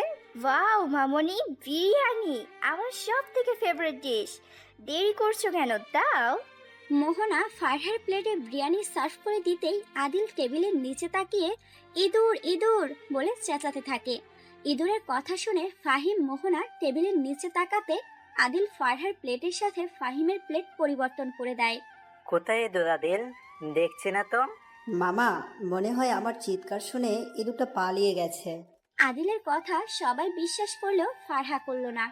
কঠিন দৃষ্টি দিয়ে আদিলের দিকে তাকিয়ে আছে ফারহা। আদিল ফারহার দিকে তাকিয়ে ইশারায় খেতে বলে নিজে রাক্ষসের মতো খেতে লাগলো। ফারহার মাথায় মেঘের আজকের করা কাণ্ড ঘুরপাক খাচ্ছে। সে চিন্তায় ফারহা কোনো রকম একটু খেয়ে উঠে পড়ল। তার পরাপর আদিলও উঠে গেল। মোহনা, ডাক্সটা ফারহার খাবারের সাথে মিশিয়ে দিয়েছিস তো? হ্যাঁ ভাই, তোর কথা মতো ওর বিরিয়ানির সাথে ভালো করে মিশিয়ে দিয়েছি। গুড। আশা করি কাল সকালের মধ্যে ডাক্সটার একটা রেজাল্ট পাবো। হ্যাঁ, সেই অপেক্ষায় আছি। হ্যাঁ তিনি বল। ফারুক, কি হয়েছে তোর? আর আজ তোকে কতবার কল করেছি, তোর কোনো ধারণা আছে বল? থাপ্পড় খেতে না চাইলে কি বলবি বল, নয়তো ফোন রাখ। রেগে যাচ্ছিস কেন? যেখানে রেগে যাওয়ার কথা আমার সেখানে তুই রাখছিস। বা এখন শোন, আজ তুই কোথায় গিয়েছিলি? তিন্নির প্রশ্নটা শুনে ফারহার বুকটা ধক করে উঠল। কি বলবে তিন্নিকে? সত্যিটা না কি? তিন্নি, আমি কাল তোকে সবটা বলবো। প্লিজ আজ আর কোনো প্রশ্ন করিস না। ঠিক তো? কাল সবটা বলবে আমাকে। হ্যাঁ বলবো। কথা শেষ করে ফারহা এক গ্লাস পানি ঢকঢক করে খেয়ে নিল। এদিকে ফাহিম রাতের খাবার খাওয়া শেষ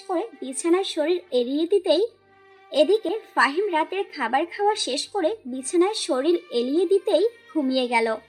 সেই সুযোগে আদিল ফাহিমের রুমে এসে ফাহিমের সুটকেস খুলে কিছু ফাইল পেল। আদিল খুব সাবধানে ফাইলগুলো নিয়ে সুটকেস ঠিক জায়গায় রেখে নিজের রুমে ব্যাক করলো।